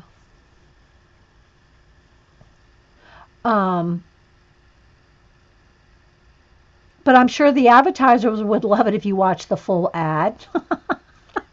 But you know, if it's now I'm going back to the processed red. I'm getting a little dark here now. I think I can remove my light from my light block here. If you know, we're watching Ustream, and now Ustream's different. Ustream's different. I get paid nothing on Ustream. So if you have, you know, watch the ads on Ustream or not doesn't affect me at all. You know, well, it may in the long run, because if people don't watch any ads, then Ustream may say, y'all aren't paying us nothing. You know, it doesn't pay us anything to have you on, you know, other than advertising that you're on Ustream. I don't think it does monetarily, Pacola, but it does in the long run. You know, people watch and communicate and participate. That all adds to the whole package, if you will, right? But we don't get paid anything for comments, individual comments on YouTube. So I'm trying to distinguish here as I'm talking between Ustream and YouTube here. Because these recordings are done on Ustream, and I upload them to YouTube. So they're my YouTube content.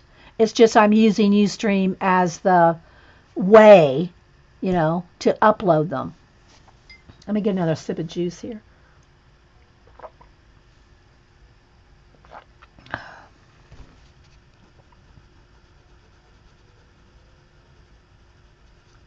But could I make more money if I just did all my live shows on YouTube? Yes.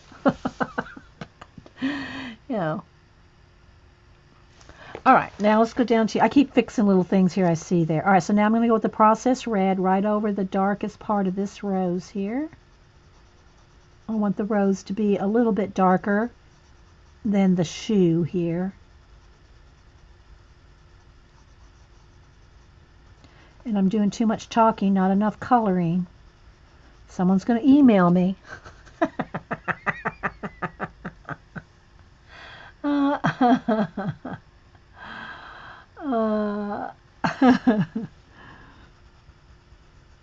But just, maybe, I don't know if any of that helped any of y'all that may not have known some of that stuff. But because of the new YouTube rollout requirements, I thought I would, talk about it a little bit so that the smaller channels can get more views. I gotta move my thing in here. More hours, I should say.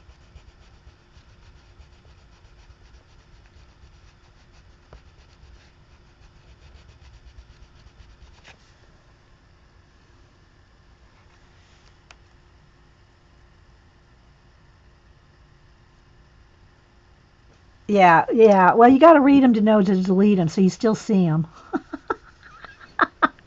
And on my channel, on my YouTube channel, I do have my comments moderated. So if you ever comment, you don't see it pop up right then. I have to approve the comments. It takes time.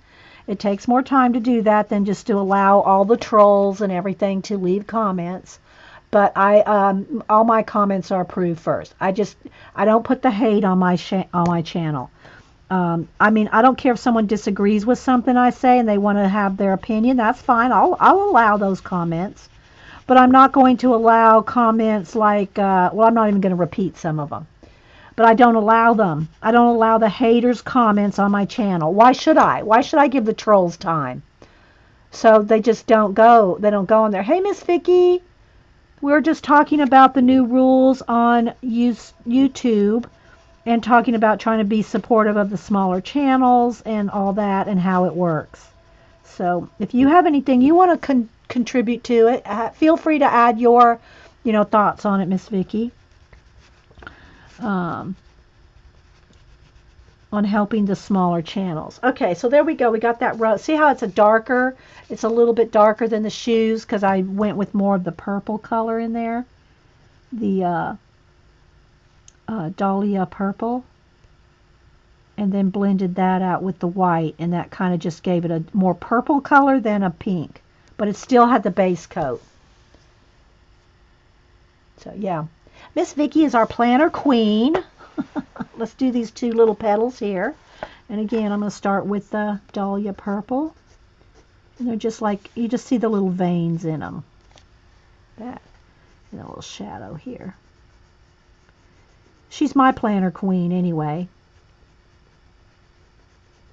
And Miss Vicky, I know you asked about me getting your mail. My mail hasn't been here today, so I haven't got your mail yet. So if the mail comes while I'm streaming, I'll let you know.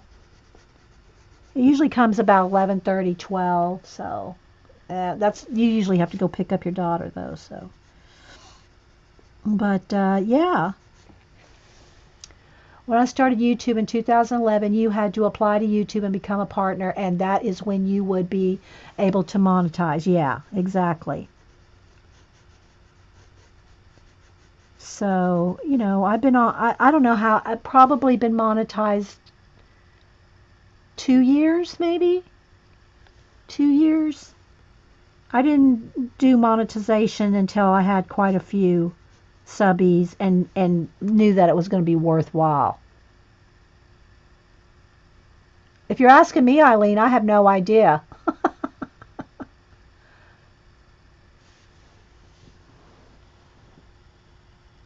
You have to set up AdSense. You don't automatically just get monetized. You have to set it all up through AdSense.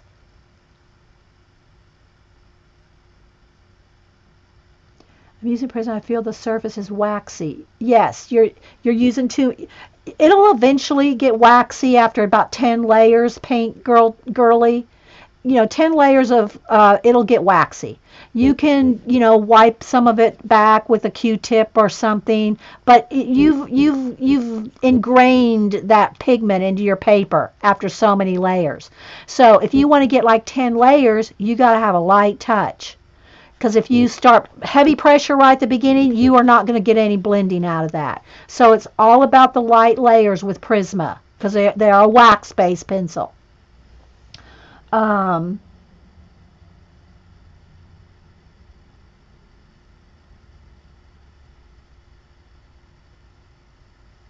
yeah. Anything helps over the long haul.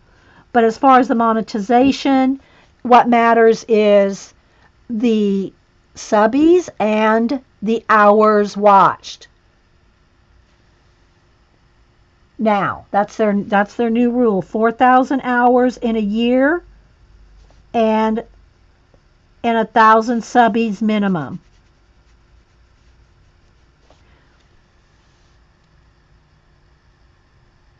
I'm trying to read the chat as I go. Okay, so now I'm going to take the white and just kind of I want that to blend that purple in there. I'm going to put the pink in there too, but I just want to kind of make sure I don't lose that dark purple on these petals.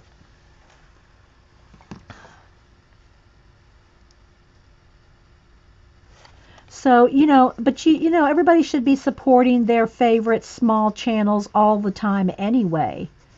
Right? We all have our favorite channels of different sizes. So, but like Miss Vicky's talking about, it didn't used to be, you had to be approved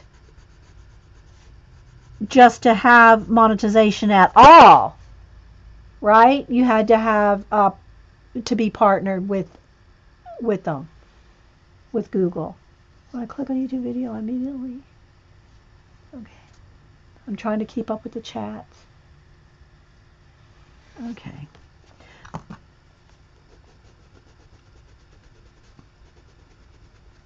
But again, I was talking earlier, Miss Vicky, about one of the good things about the new rule is that people that can't just come along and mirror your videos and put them on a channel and get paid for them, because those people that do that don't have 1,000 subbies and they don't have the requirements. So, and if I'm sure you've had to do it too, Miss Vicky, put in reports for copied videos and how long that takes. Again, I have 850 videos. So if someone tries to steal 100 of my videos, just like bam, like that, wake up one day and there's 100 of my videos on somebody else's newly created, mirrored channel. See, now they won't get any money for that. Yes, it really was really hard to get anything from Google back then. I think if you do YouTube because you love what you do, then people will love you. And exactly. I mean, most of us, well, I know any of us that have been on Ustream for 7, 6, 7, 8 years, we do it because we love it. We did it way before we got a dime. way before we got any money from it. Yeah. Yeah, I know, but you still, even though the people, and I get that people will report those channels that have stolen your videos, but it's the time it takes to report them, because you have to report it one video at a time, one video at a time, to get those videos taken down. And what I found though is after I've reported about 20, if I report about 20, like 5, 5, 5, and 5, because that's about all the time I have to do it, that by the time you report about 20 to 25 of them, then they take the channel down. But it's time consuming. You'll see, they can't do that now. They know that they can't get paid for that, so they're not going to do that. You see?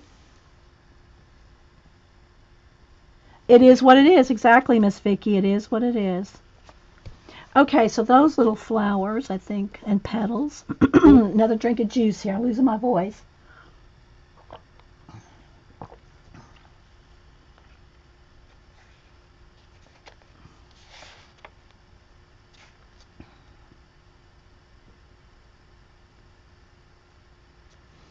Okay. So again, it is true. If you're trying to do YouTube for the money, you're doing it for all the wrong reasons. Not that there's anything wrong with getting paid a little bit of money to do what you love, but if you're in it for the money, you're in it for the wrong reason. You might as well, like some of the girls have said, go set you up a Patreon, go set you up some, Redbubble, sell your merch, and all that. Because unless you have a million, unless you're Mark Crilly, Bailey J, you're not making a living off of this. Just saying.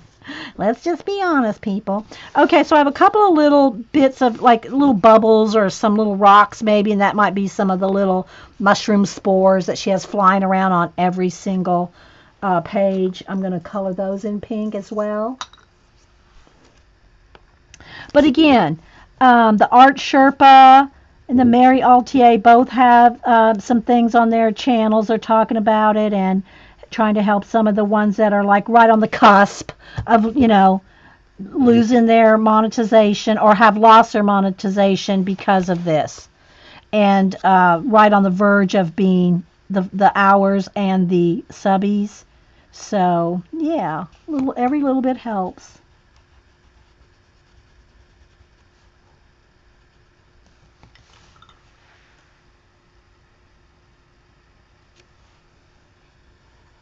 And we're all of us again, we all watch each other's videos because we like them, not because of the size of them or whatever.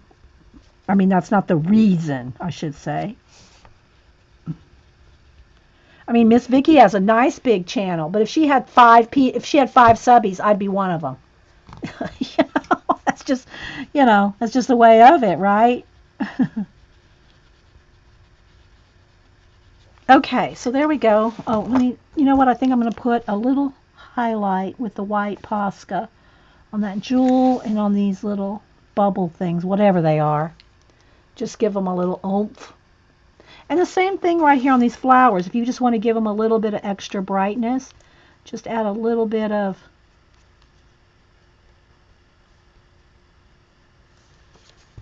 Posca and kind of pat it out. Doesn't have to be Posca. It can be just white acrylic paint with a small brush. Hey, Jen, reading with pugs. To me, this is a hobby. I'm not looking to make money from it. I'm doing it to enjoy and connect with people and have fun. Miss Vicky said the amount of effort that people put into stealing, I wish they'd use that energy good in the world. I know, Miss Vicky, right? Aw, thanks. And I do yours as well, Miss Vicky. I love your... And like I've said before, I follow planner girls like on Instagram to see their pictures, but no other planner video YouTubers come into my mind. I don't think I watch any planner girls. I watch a couple like similar like journaling type things, but planners. I think Miss Vicky is she's my planner queen. What can I say? So, okay, so there's those little pals. I think this needs a little.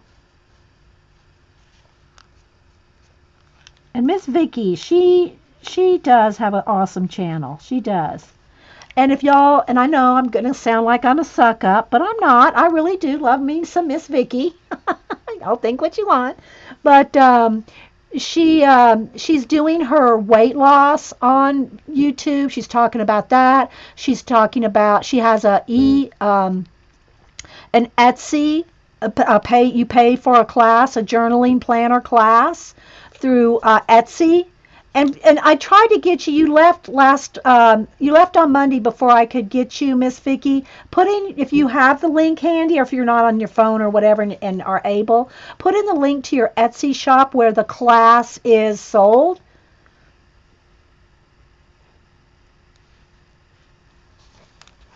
Because yeah, y'all go at least go look at it. Go look at it and see, or you might know somebody that would benefit from her e-class. So yeah, I've never not let anybody promote their stuff here.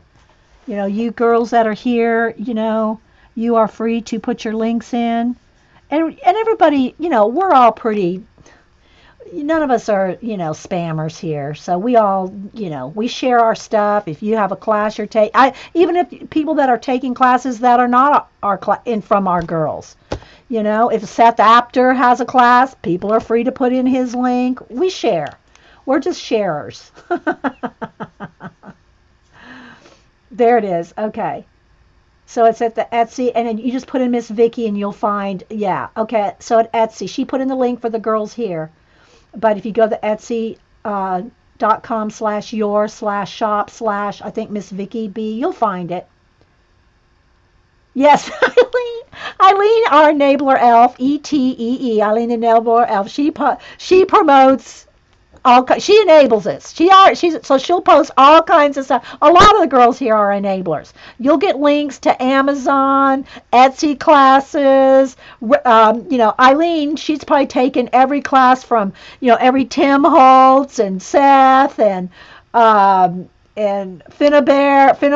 I mean, that's our Eileen. Anyway, okay, so let's move up here to these little roses. But we like to share. In my view, in my worldview, now I gotta say now, we all can tell the difference. Somebody comes in the channel, you've never seen them before, you don't know who they are, they're brand new, and they just come in and want to post their classes. We don't have that happen very often, but we recognize it. I mean, I do like to stress, though, that those of us on YouTube that are doing this, we are not getting paid for this. We are doing it for free. So while you're out there promoting those people that have the classes, please promote those of us that are doing this for free when you're in other places. And I know we all share that too. We all do that as well. Because this, I mean, I get, a little bit from, YouTube, but I'm not getting anything. I do all this for free. And I've done it, before I even got paid on YouTube, I was doing it for free because I love sharing. I love sharing and inspiring people to try. Because everybody can at least try. If you've not tried, then I don't want to hear it. I don't want to hear it. Don't email me. I can't do that. Have you tried? Well, no. You get that a lot. You really do. Okay, so Vicky says that she shares some of her entries about losing her dad and just how to get through it and some really hard times in life. I even show some of mine when I was a little girl. Oh, Miss Vicky. See, now I might have to go take the class just to see your journals. Galena says, I told Eileen she needs to send out the Zyron. You know what? I do have one of those. I'm going to have to, I don't know if I can get to it. It might be my tool cabinet might have this table blocking. I don't know if I can get completely into my tool cabinet, but that's where my two Xyrons are. My big wind-up one that I never use, and the X. I really need to pull the Xyron X out because I think I would use it if I can find me some refills at Michael's for cheap. I'm not going to spend a lot of money on some of the Xyron refills. But, so I'm just kind of blending out the purple a little. And again, don't forget, when you see the purples on the pin right there, if you don't clean that off and you go somewhere else to use the pencil, that purple's going to transfer over to something else. So clean it off. You don't have to do it on your desk like I do, but...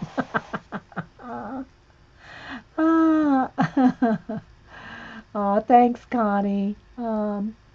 Thanks, Kmore. Yeah, we try to inspire around here. That's like, if I had one word to describe what I want for you guys, it's to inspire.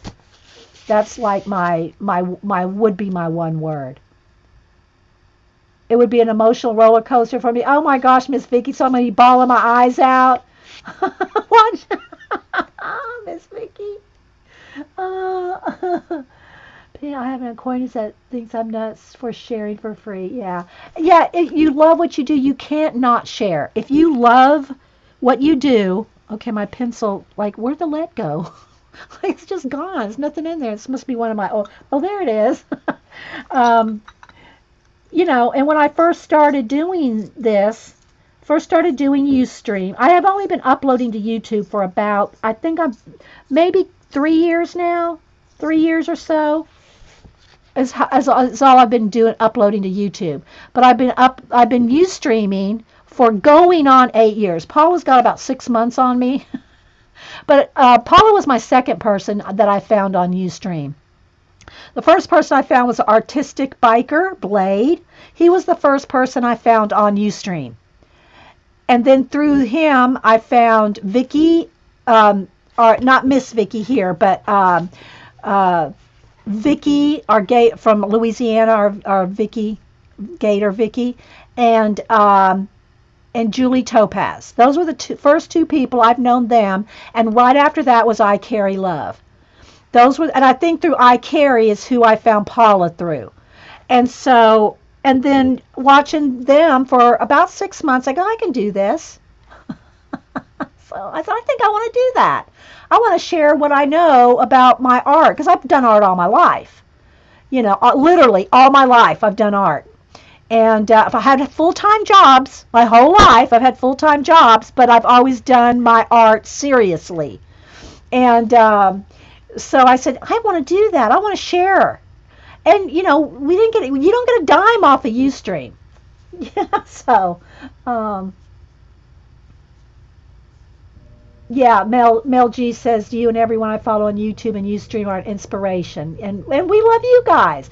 See, what makes me sharing, what makes sharing so fun for me is interacting with you guys. Talking, answering questions, seeing what you guys are doing. It's like I said, my word would be inspire. I love to inspire people to at least try. Don't tell me you can't try. Everybody can try. Something that they have love in their heart for, and they may have been and to get over the fear. Those things right there. That's what's important to me. Okay, so there's those little rose buds. Again, I haven't done the leaves. Haven't done these big green, these yellow leaves. Haven't done her hair. Haven't done the heels. None of this. None of this. Oh, thanks, Jen. And Jen, I'm so enjoying your booktube reviews and stuff. Jen started out with Jen Reading with Pugs. She started out as a booktuber and then went into coloring, and then she does color tubing, and now she's kind of trying to balance between the two, I think, and try to do coloring and booktubing. I love booktubers.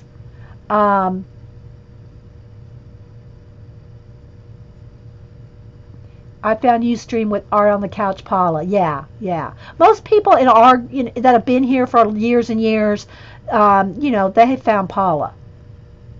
I found Blade, and then Paula. I only discovered this gang about a year and wish I could follow it more often. Well, thanks, Gilio. Yeah, and it is a good group and very supportive, and we sometimes we work hard at making it that way. We don't, we suffer no trolls. Let's put it that way.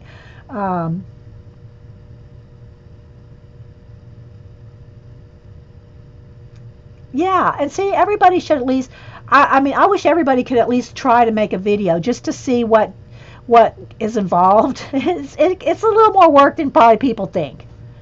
It's a little more work than people think, but to me, when somebody tells me, I bought a color book for the first time, I didn't think I could do any kind of creative anything.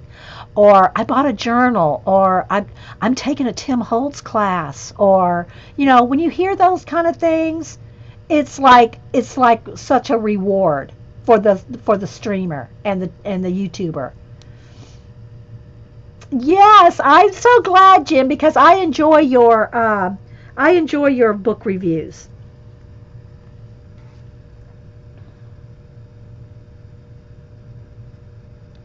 Yeah, Steffi. Yeah.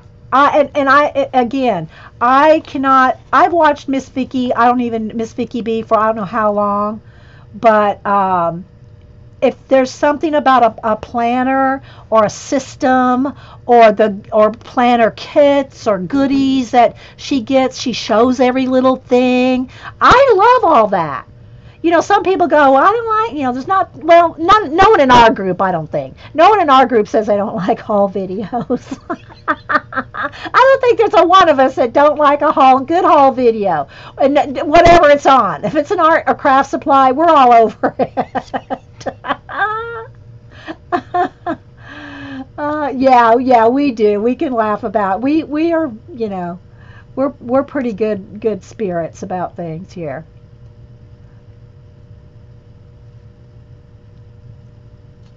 Yeah, and Connie, that's true. When you have your kids are all grown or your grandkids live far away, it's a friendly. That's why we call them fibs, friends in the box. They are our fibs. uh, so yeah. Yeah, and some of y'all found things through coloring. Because here at my channel, it's not just a coloring channel. It's we the last year or so we've done a big bulk of coloring and coloring books, but I've done.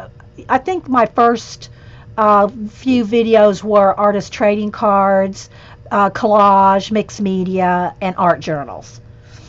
And of course, those are not on YouTube because that was way before we started uploading. Before I started uploading to YouTube. Like I said, I've only been uploading to YouTube about 3 years, and I'm going into my 8th year. Started streaming in 2010. So, all right. Well, I'm going to take a quick break here and back out because I said I was going to show the Kirby Roseannes again. I know if y'all seen them, everybody's probably seen them, but I'm going to show Kirby again for those that haven't or want to see Kirby again. Jen, I found out about you from the Book Nester and found Laura and Vicky B's channel. The community has continued to grow. Exactly, and that's how it should be. We share each other's and we go watch each other, and yeah. It's just nice to talk to people at the same interest. That's true. I've always had a very supportive husband with my art, and my kids have been supportive of me, and because I've done art forever. As long as anybody's known me, I've done art.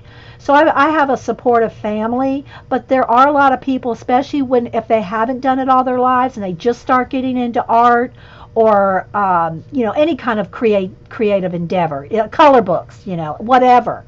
And they start getting into creative endeavors, and their family goes, "What's wrong with you? Who wants to color?" They don't get it.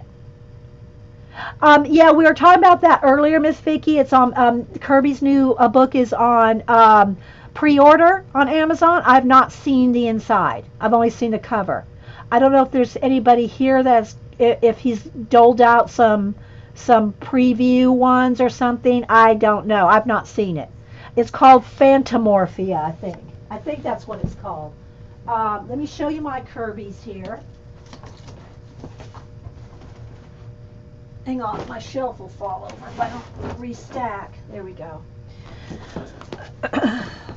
And we'll get back to this. I'm not finishing this today, guys. This will be a two-parter anyway. But this is the Tenderful Enchantments. This is one of the hardbacks. This is Klara Markova. I have 2 of hers, and then I have the 4 of the hardbacks from Hannah Carlzon. So, but this one's Tenderful Enchantments, and we'll get back to this. So, yeah. I can finish it in one more part. Jan, Mermaid Jan, you pre-ordered the new book?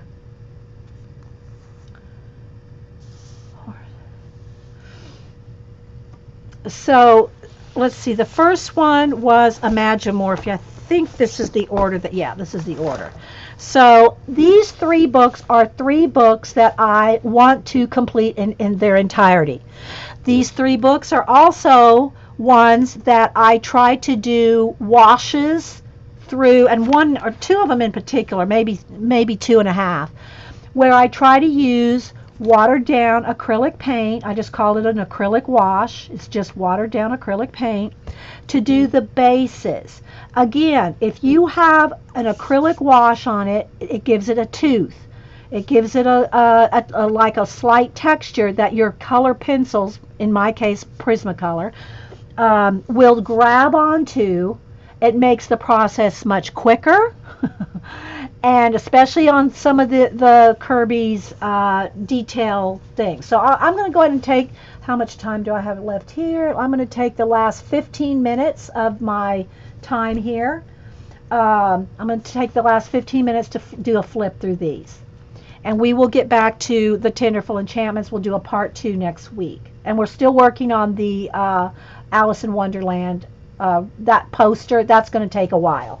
So I'm breaking that up a little bit. So, okay, so Imagimorphia. Again, I'm going to try to say, well, you should be able to tell. If there's no shading, it's an acrylic wash. Okay, so again, that was all an acrylic wash, and then I painted with acrylic paint the clouds. There's no shading on this yet. Let me kind of prop this book up so I don't have a glare from the window. So, and I do these in, and unless I say they're not done, okay? This is just, starts. And the reason I'm doing it like this, where I do the acrylic wash and then work here and there, back and forth, is that will be a way I will make myself finish this book. Hey, Dawn. If I just sit and complete one page before I move on to another, this will never get, all three of these will never get fully completed. And I want to fully complete all three of these books at some point. So for me, the way to do that, and I know not everybody can do this, work on multiple pages, do a little coloring here, a little coloring there. Some people even have to go in order. Nothing wrong with any of that. But for me, I know I will never finish these 3 books. So yeah, and I do have some post-its on the ones that I still have to work on. So again, the background is acrylic paint, and see how I did that white glow around them? That is white or light blue, I can't remember, white or light blue on top of the dark acrylic paint. You cannot do that, not easily anyway, with just pencil on pencil. So I'm just going to kind of do a little flip here. Again, this one's not done, but this is how I will work through the whole book. Here's a little bit of mech done there. So yeah, I really just want to flip through them. I won't talk too much about them unless there's something special. They're all in process unless I say otherwise, because I want to finish all of them. Now this spider is done, and they're both done, but I'm purposefully not coloring in the little bits on this one because I want you to see the difference between, and it's all done, that's all done with stickles. The spider web is with silver gel pen with stickles over the top. Jen will probably love that as far as the stickle part. I don't know about the spider part, but so yeah, I did not color these little small items in so you could see the difference there. So I'm just going to flip. Here's where I'm working more on one side than the other. Okay, hang on guys, the sun came out. Sun comes out and messes up my lighting. Oh my gosh, hang on, this turned out, I might have to cover up, yeah, let me cover up that window again because the sun is just beating down in here and it just flashes it out. I don't want to mess with that right now. Hang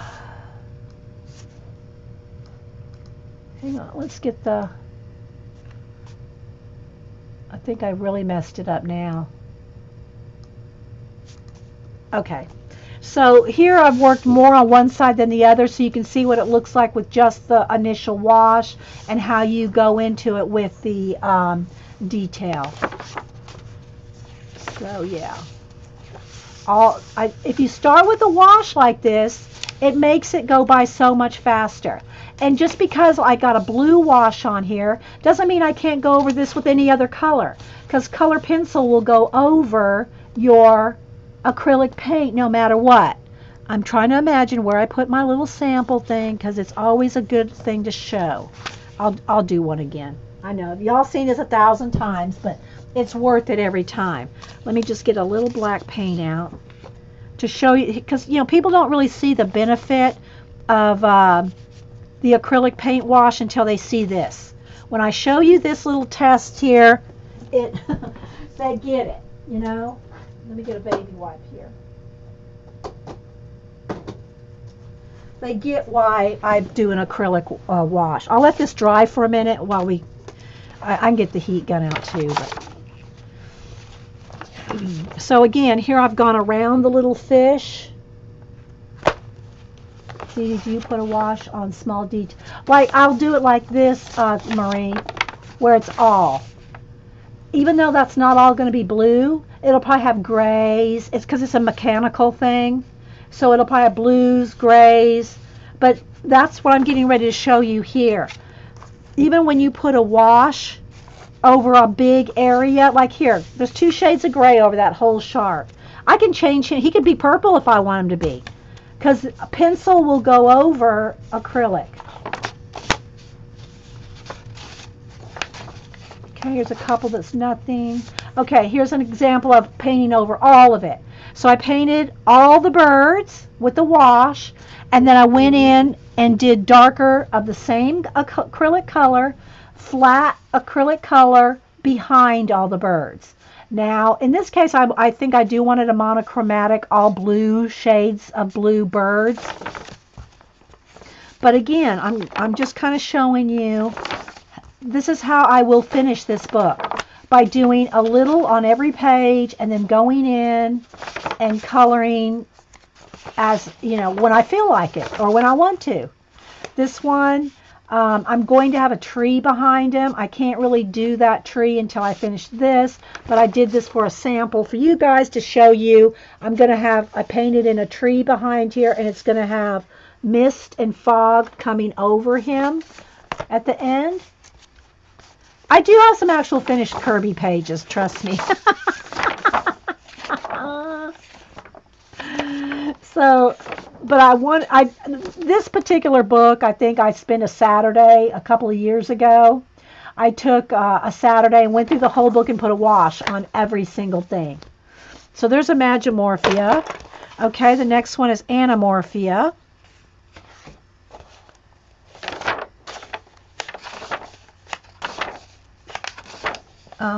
I show people this demo and give full credit. Oh, thanks, Connie.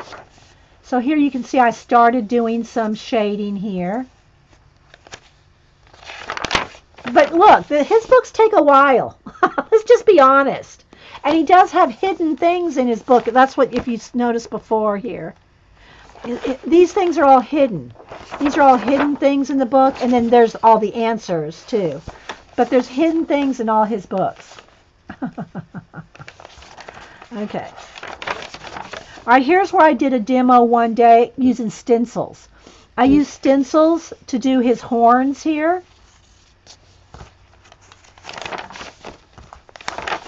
I mean, I do more demos for you guys than, here's another one with some rubber stamps. Again, here's just a wash.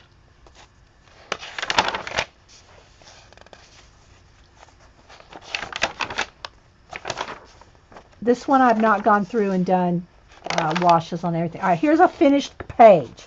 This is an actual completed page. I think this is one of my first ones that I completed in this book. So.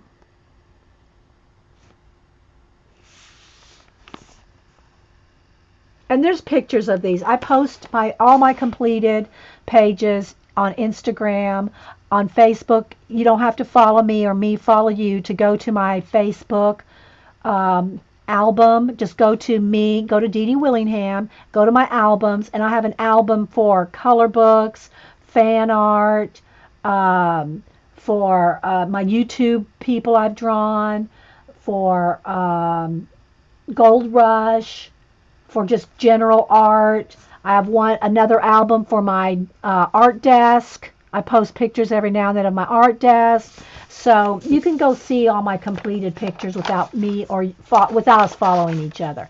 This one is done. My owls.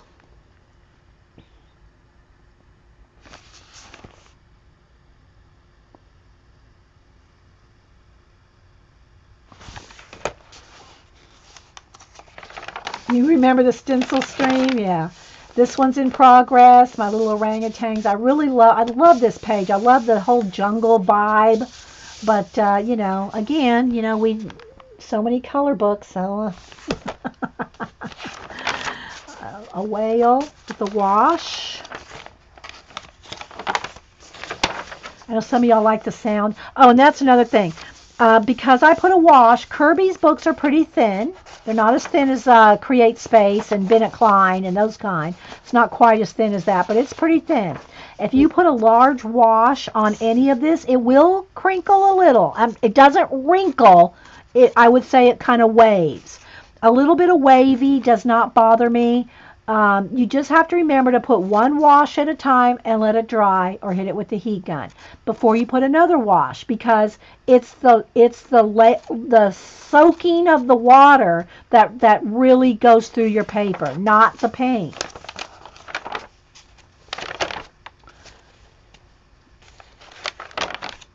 Okay. My little iguanas, they're done. I can't get it much closer to this without it pixelating or flashing out there. This is because I'm already zoomed in quite a bit there. So again, the background is painted black acrylic. Oh, let's go back to that real quick. I think it's dry. You got to make sure your acrylic's dry before you do this. So I'm going to show you this little test here. I show this all the time. Let me get one of my white pencils sharpened up. Let's get this big one.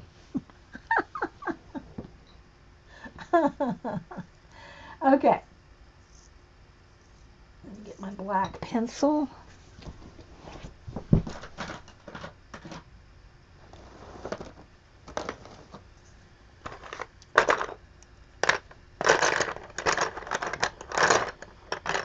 Okay, so here's black acrylic paint. Hey, Paula, we were talking about you. Were your ears burning? Black acrylic paint, and here, let's just say I wanted a background here with black, solid black, and you use pencil. So I'm going to go ahead and put some dark, like, you know, you'd want it as black as the paint. Okay, so this is the pencil. This is the paint. And I show this all the time, and then I lose my samples. I say, oh, I'm going to put this sample somewhere so I can show it again. And I never find it. Okay, so a white pencil. Now, I'm going to put hard pressure on the black pencil. Hard pressure. It is smearing the black. See how I've got the black on there? It's smearing the black, but you're not going to get that white, ever. You will never get that white with the pencil on top of a dark color. And this can be any color. Blue, red, it can be any color, right? So there's white on top. Now, let's go do the same thing on the paint. Little pressure, hardly any pressure. Look. That's with no pressure. If I want to do a star, a shooting star, with, say, a little glow around it, or if I want to do some clouds, I can get this back to almost pure white. That is pencil on paint. You just can't do that on pencil. You see? This is why I do washes of acrylic right there. That's the reason. Because of what happens with the pencil on top of the paint. And this works also with watercolor, your Neocolor. Not quite, just not quite as good as the acrylic paint, because the acrylic paint gives it just a little more tooth. But a wash of anything will help with this. But nothing works like acrylic paint, in my opinion. So, now, if I put that sample away somewhere, I can find it. Okay, so let's keep going through my Kirby's. We're almost done. Got one more after this. This one's in progress. And here I show how you can paint your own, like I was just showing how you can do your own background. This is painted solid black, solid dark green in the back, and I just took pencil and did a little pattern, because all the patterns in the snake. Not done.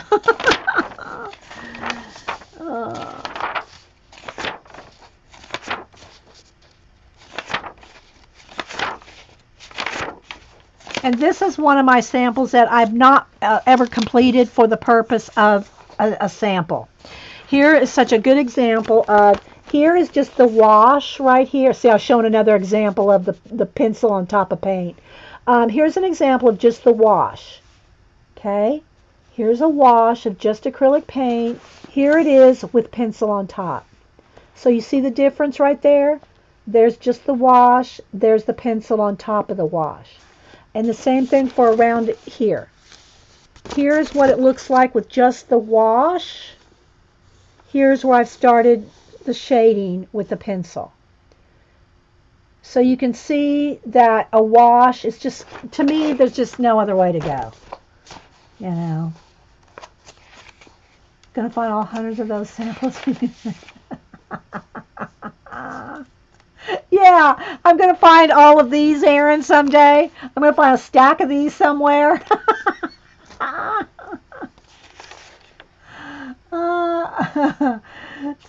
Yeah, now if Denise finds these, she would pitch them.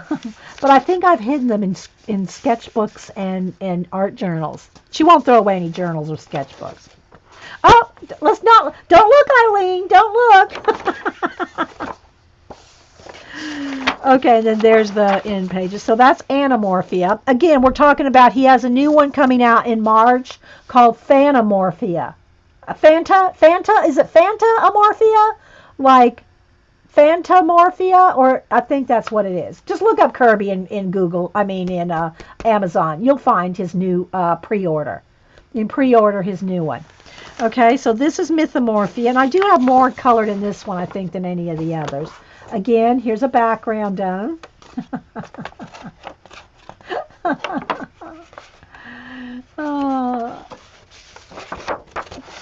And this book, for whatever reason, was a little, I guess maybe he got feedback on the first two books of the paper was a little thin. This one is a little thicker. Mythomorphia's paper is a little thicker. Okay, so here's an underwater scene. I got the water painted, in. But they're very time consuming. They're very detailed. Phantomorphia, okay. Like mytho, phantomorphia, okay.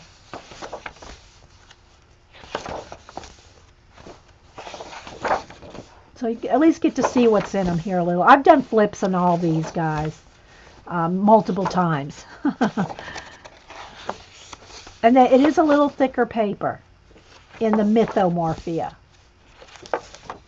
Okay, here's this side's finished. This side I still don't know what to do. So you've got a blue and a pink. I use Erin's system. She uses one color for finished, one for in process. So this page I did finish, and it's a fairy in a tree, or a tree nymph or something like that. And I just don't know how I want to address him. I don't know if I want to use the same colors or maybe all the teals and darker shades of teal in him. I don't know. But anyway, so I got her done. And again, see how I did the pencil on top of the paint? And then this is little dots of marker. All the little dots, that's all done stippling with marker. But all the glow, that's all pencil that you can do when you have the background painted. And I did her all in teal, orange, and pink. Those three colors, and white. I kept it all to those three colors.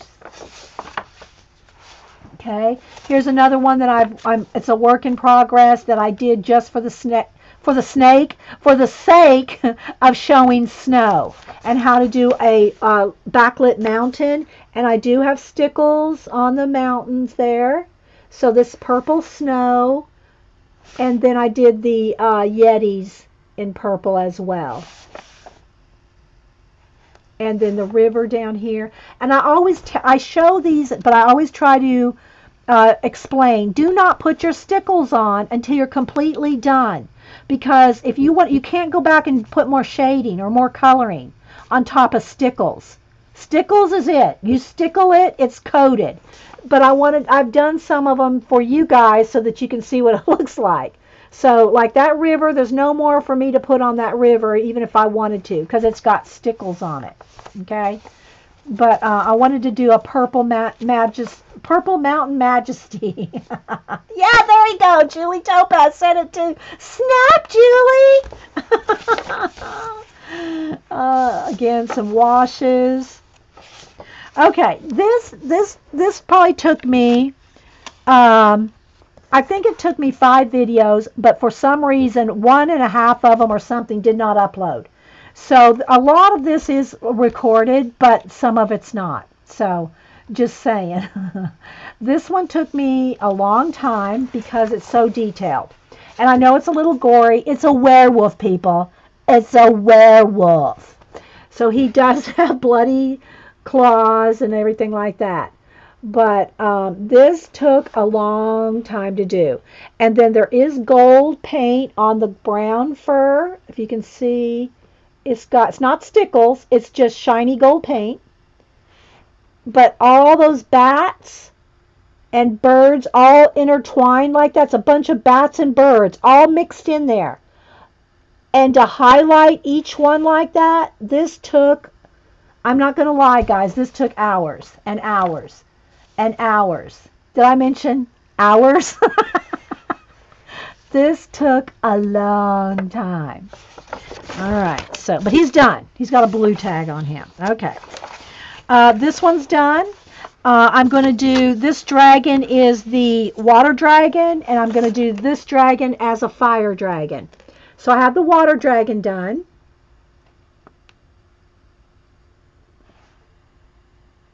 And I want to do him in fire. So, okay, let's see.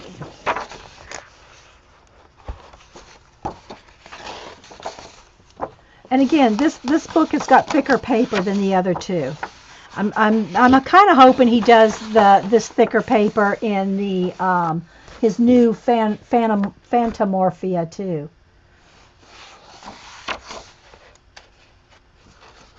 Another Yeti. This one's done. And this one is another one that took some hours. But because of the acrylic paint, it went faster than it would without it. Okay, so how I went with this one is I painted the dragon all lime green, a wash of lime green paint.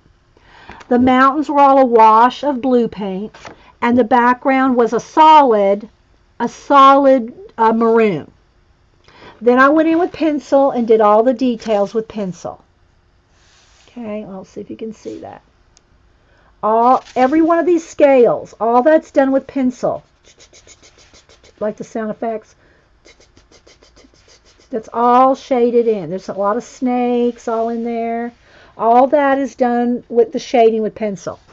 After all the coloring was done, this is where you get brave. You take a baby wipe dipped in the, you know how I do it in my hand to get it mashed into the baby wipe, in white paint, and you streak your clouds wherever you want the clouds. There's no going back. And there's no matte medium on this. It doesn't come off. So wherever you do these clouds, it's there. There's no wiping it off. Okay? So you got to be brave to do something like this over the top of hours and hours of coloring. Just saying. But it's got a great effect that you just really can't get without going in there and just, you know, scritchy on his back, Aaron. So, yeah, so if you want to do like any kind of clouds, waves, water washes, waterfalls, anything like that, star splatter, you just got to do it. You just got to do it, you know. So, yeah. So you see, I still have lots to go in my Kirby's, but and I will get the new one when it comes out. I will get the new one. Oh, this one I have a note on here that a request. Someone's got a request for me to do this one.